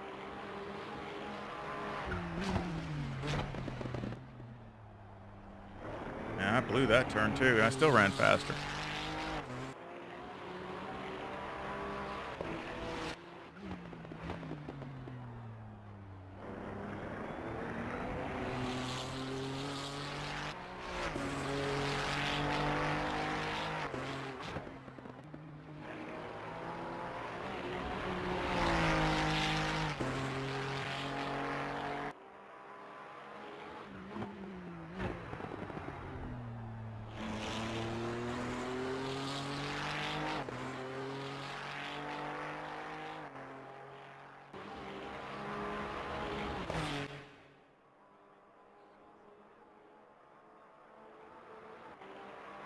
Still decent speed. So let's, we'll turn the we'll turn the map down to 1. And see if that does anything. There we go.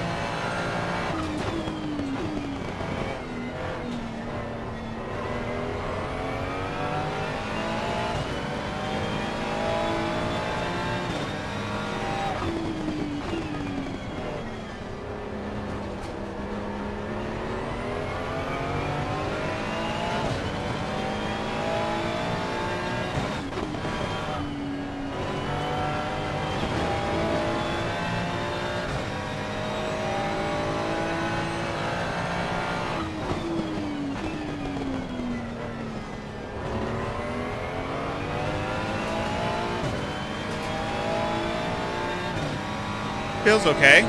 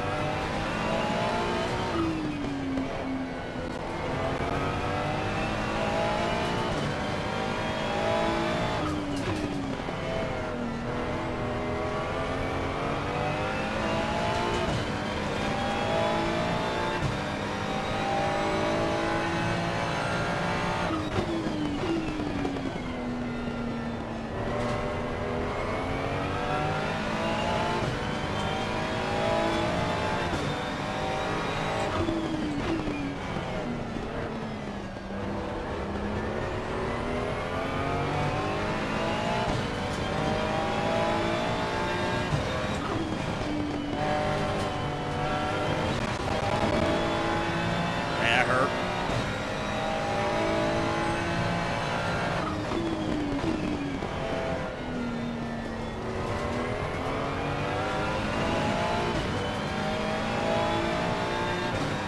Better time.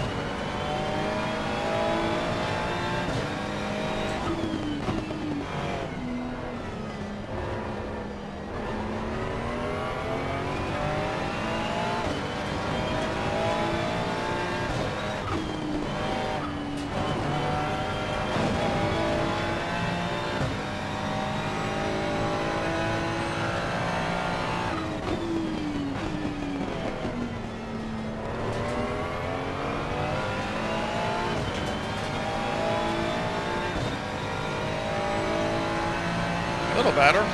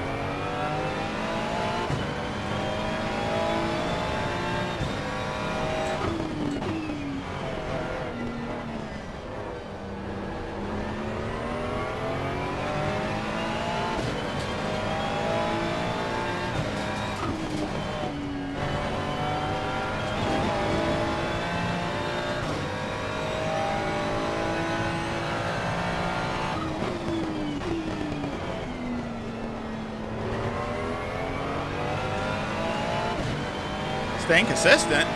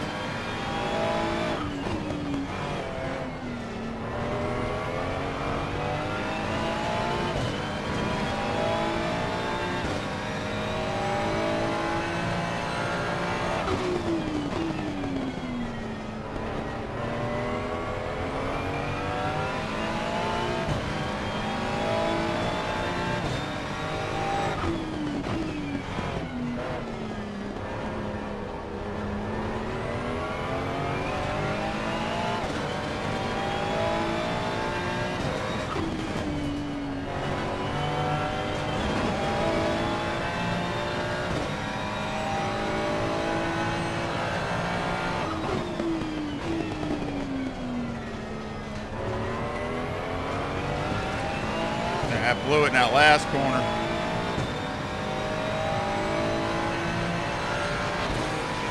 One more.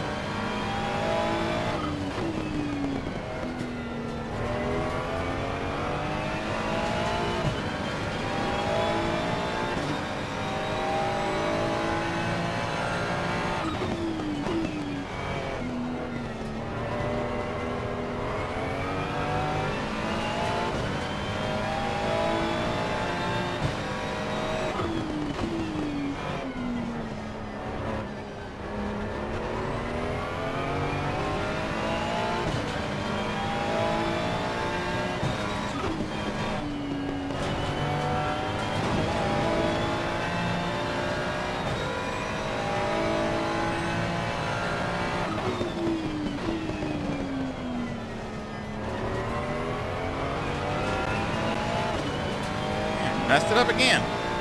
It's a little bit too deep, but it's there. It's consistent. I mean, I'm running all over my time, so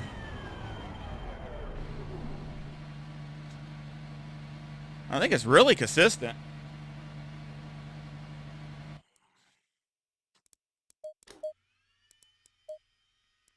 I think you can run low 32s, high 31s with it, depending on conditions.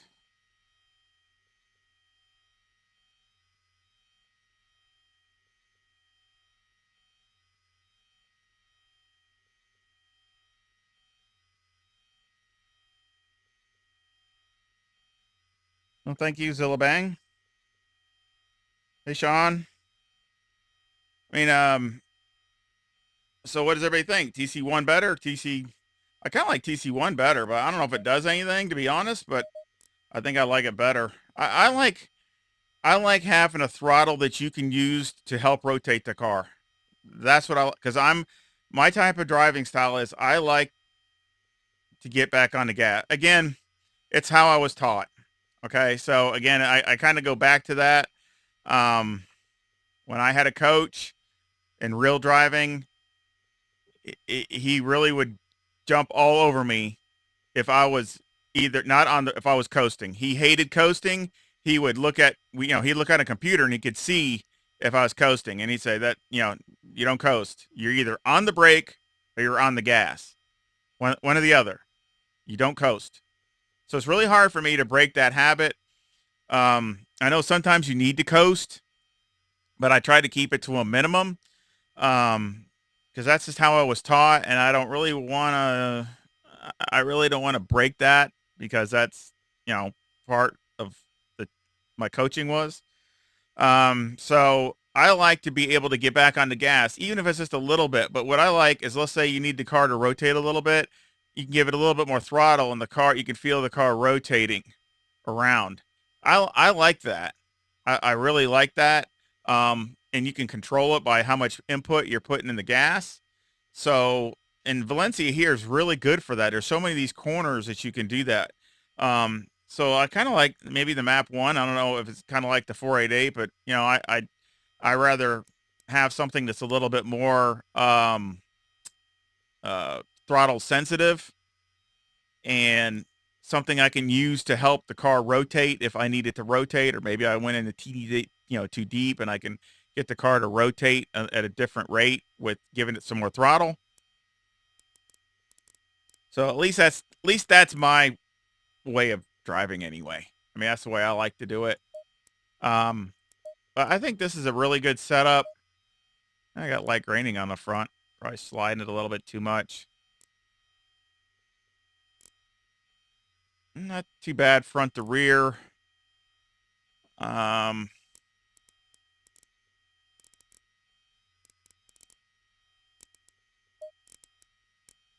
You could go down probably one more on the spring. That would help it rotate a little bit. Also, on the front end of the car.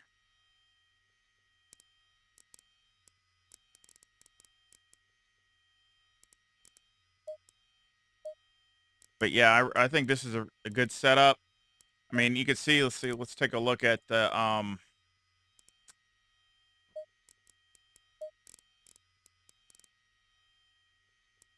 there's about another, it's almost 2/10 there. About another 1/10 of a second there. So again, yeah, I mean, that would have added up to really low 32s, high 31s. But it was pretty consistent. I mean, the first lap, I don't really count. Tires are coming up, but I mean, every lap was in the 20s, except one was a 37. Every lap was 29, 28, 20, 28. So I think it's extremely consistent. And again, you've heard me say it before. I'll give up a couple tenths to be dead consistent every single lap, because that's how you win that's how you win a race. One lap is never going to win a race unless it's the last lap. So, I mean, that's why I always try to concentrate on having a car that can try to keep consistent, not just the car, but the person driving it. Because obviously the car could be as consistent as it can be, but I mean, if it's so hard to drive, then that's all mute. I mean, it's not gonna be consistent. So I like this setup. Again, it's derived off the other one, but I think it's better. I feel like it's got more control. It holds the tires up a little bit, holds them up good. Um,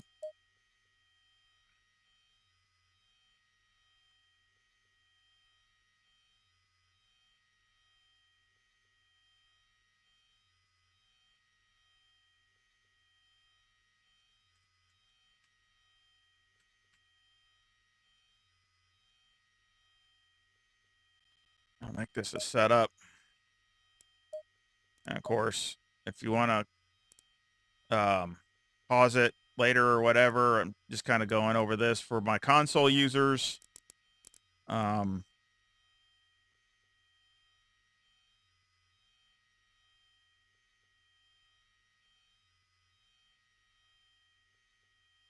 Yeah, it is hard. Very hard with the controller. Of course, we got 3, 4, 1, 4. And I'm maybe some of y'all aren't convinced, but I am. I mean, again, it proves to me again after we did it before on the other stream that TC2 running at 0 is not faster. It's just, it might be faster for a lap or two, but that's it. It's not faster over a race stint. Not if the setup is correct. If the setup is set up the way it should be and balanced, it shouldn't be faster. And of course, you got the 55 liters, 1 brake pad. This is a lot changed here because this, I changed the springs, changed the bump stop rates and ranges. So a lot of things have been changed here. And the shocks, changed a lot on the shocks.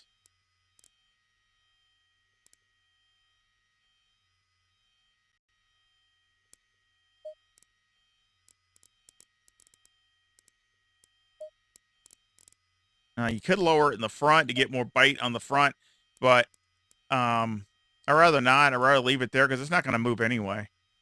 It's not going to go up. So, but that's an option. If you think you can get more rotation, just lower this down in the front, and that'll definitely give you more bite in the front.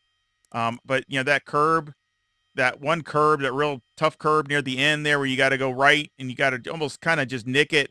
I mean, I really think if you have it too low, if you do miss and you hit it too hard, it's going to end up ruining your whole race. So I think this gives you a little bit more leeway.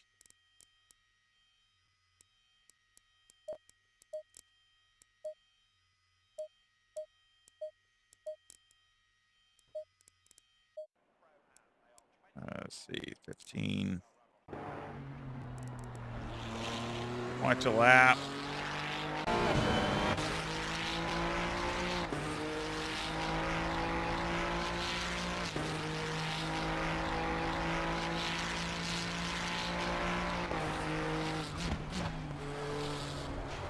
Again, I always aim for that green on the inside on all these corners. Try to come up close to it. And again, always remember to try to open it up as soon as you can, like right here, open it up. Let it open up out wide. Same thing with this next corner for sure. Try to get on the curb, but try to open it up to get on the gas. Open it up. Same here. Again, you want to open, get it straightened out so you can get on the gas and it gets accelerating.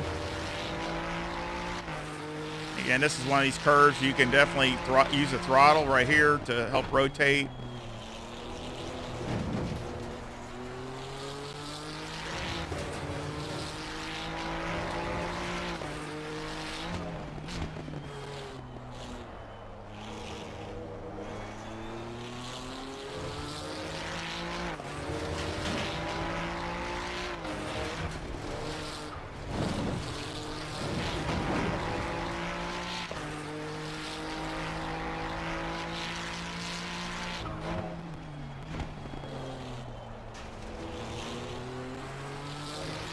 Of course, here, obviously, get on the gas as soon as you can. That's why I messed up the last couple of laps. I think I could have did faster than this, but just, I missed that last corner, running a little bit too deep or a little too wide.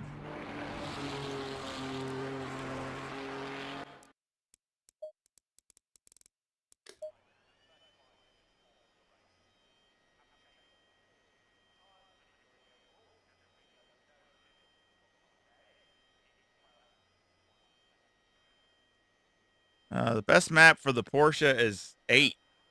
That's the one you use for the most power anyway. I hope it does work for you, Thomas. Hopefully you'll like it. I mean, it feels really good to me.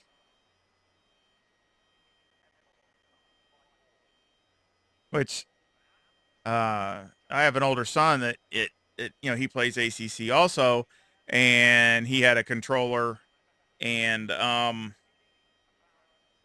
he did that for a while, and I had a spare bass that I haven't used in a couple years, just a Club Sport 2.5. So I sent him that, and I sent him the V3 pedals that I had sitting around. So I sent him those, and he was pretty much blown away. He could not believe it because that's the first time he's had anything that was, a really, a decent setup and something nice that you could really drive and feel the car and feel what it was doing and all that. It literally just, he was texting me like crazy. He couldn't believe how different it was and how it felt and everything. So yeah, it to go from a controller to anything really is a big improvement. But especially if you even went, like my son did, just went to the Club Sport 2.5. I mean, he couldn't believe the difference in that. So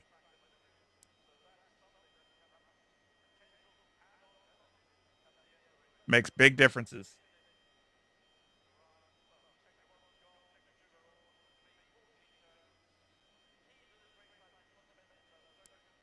So anybody else have any other questions or anything before I hang it up?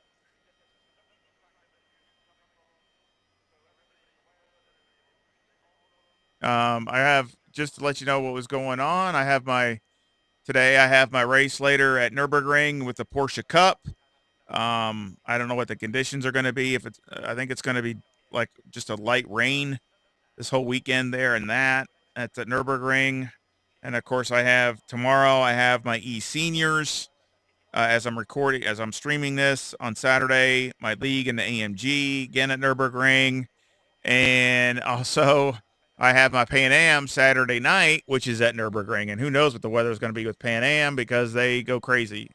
So I don't know. Look, it might be a lot of wet conditions this weekend. Of course, all different cars. One's the Porsche Cup, the other one's the AMG EVO, and the other one's the Porsche, GT3R car 992.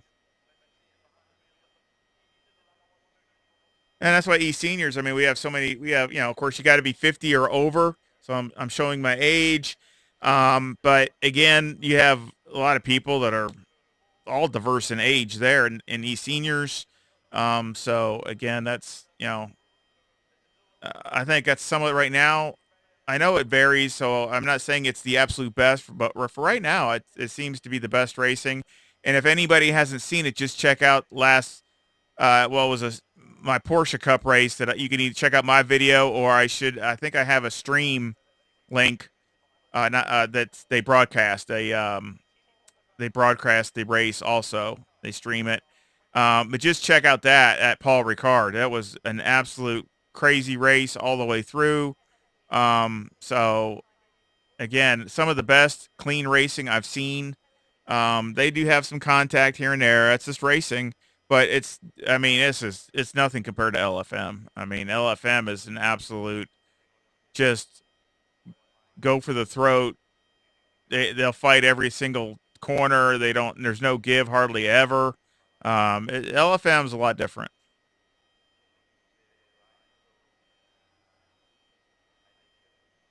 There you go. I mean, Sean, that's the best racing there is. If you're over 50, is in the seniors. That's just my opinion. If you're looking for just more relaxed type racing and people that are very nice and don't knock you out of the way, and I mean, if they do bump you, you always get apologies or I'm sorry or or I mean, very very good racecraft. A lot of guys, they just don't dive bomb you or something unless it's something they made a mistake. But uh, really good racing. And again, just look at my races from before. When I won the championship with the Huracan a few weeks ago, a month ago, probably about a month ago now. Check that out, seniors. But just look for those in my playlist or videos, and just if you want to get an idea of how the racing is there. But again, LFM is so crazy. Um, it's just it's nuts. I still want to do it. I mean, it's good practice really to stay on top of your game, and really you got to drive in a whole different way. Very defensive, very I don't know. You got to have eye. You just looking all around you, especially in the rear view, making sure you're not going to get taken out, and trying to always leave yourself an out, especially the first couple laps. But um, I've had some really great races in LFM too, so I'm not saying that, but it's just a different mentality. And I mean, if you just watch the videos, it's easy to see. It's really easy to see. But again, I hope everybody gives me a like and subscribes if you haven't subscribed. Again, these setups that I did here in the stream, I will work on to put links in the description, and of course, links will be in my Discord. Of course, we worked on the Porsche. Got a good setup for it for Paul Ricard. BMW did the revised for Spa, did the AMG, revised it for Oulton Park. It was really good. Sent another personal best there for the AMG. And of course here with the Ferrari. So, a lot of good setups. And again, I'll put the links to those setups in the description and also in my Discord. So again, they are always free. I do have PayPal links to help if you want to help support the channel that way. I appreciate it. It's always a great help, and it's much appreciated. But again, just liking and subscribing is a really big help too. So again, I really appreciate all that. So yeah, they'll be coming. Again, I'm really behind on this Ferrari and the McLaren. I really have. I've been working kind of on the McLaren because the EVO. I mean, not just the regular McLaren, but the EVO. Again, I'm getting some setups for that. I've been working on those, so I really need to be doing those also. So hopefully I can work on those, and some of those will be coming out. Just doing a lot of testing, a lot of just trying to make things improved. Trying to improve them to where they're good for everybody and something that's worth for me to. I'm not gonna post it out there just to post it. I'm not gonna just put something out there. I won't do that. So it's got to be something that's good, that I think is good in some way or multiple ways. So, but again, I appreciate everybody, and I appreciate all your feedback and all your comments. And I love talking to all my sim racing friends. You guys are awesome to talk to, and I just hope Kunos comes out with more tracks. I mean, I know they're coming out with the GT2 cars sometime later, probably this year, but I sure wish Kunos would just really go to town on tracks. That's what they need. The cars are great. I mean, yeah, they need to fix the Porsche. That's one car they need to fix. But for the most part, the cars are great. We need more tracks. I mean, there's so many tracks that aren't here. I wish Kunos would really. I don't know. I mean, I don't know what to say about it as far as to define it, but to me, they're behind. And I know the COVID was put them behind. I know COVID, all that garbage messed them up. And I get that. And I know it's a lot of work to scan them and do all that. That's a lot of work, especially at the quality that they come out with. So I get that. But man, I tell you, they really need to finish more tracks for the U.S. There's tracks that are over in Europe that aren't in the game that would be, some really cool tracks. And of course, now you have, of course, I know people are really hoping with the Nordschleifer, but I mean, the thing with that is they haven't been there yet. They're going to go there next year. So I know they're going to go there, but they haven't been there yet. So again, but I mean, again, that's something that would be awesome. That would probably be the biggest upgrade of all to everything. So I wish that they would really put their heads down and really hammer on some tracks. So I hope they do, because it's what ACC needs desperately to really finish out some stuff also. But again, I appreciate everybody. And I mean, I love Valencia. I love this new track that they put out, but it was a great track, a great add-on, but they need more of it. This one track is definitely not, the cars are great. The track Valencia is great, but they need more tracks. So I'm hoping that that's in the works. I sure hope Kunos is doing that, because it's definitely what's needed.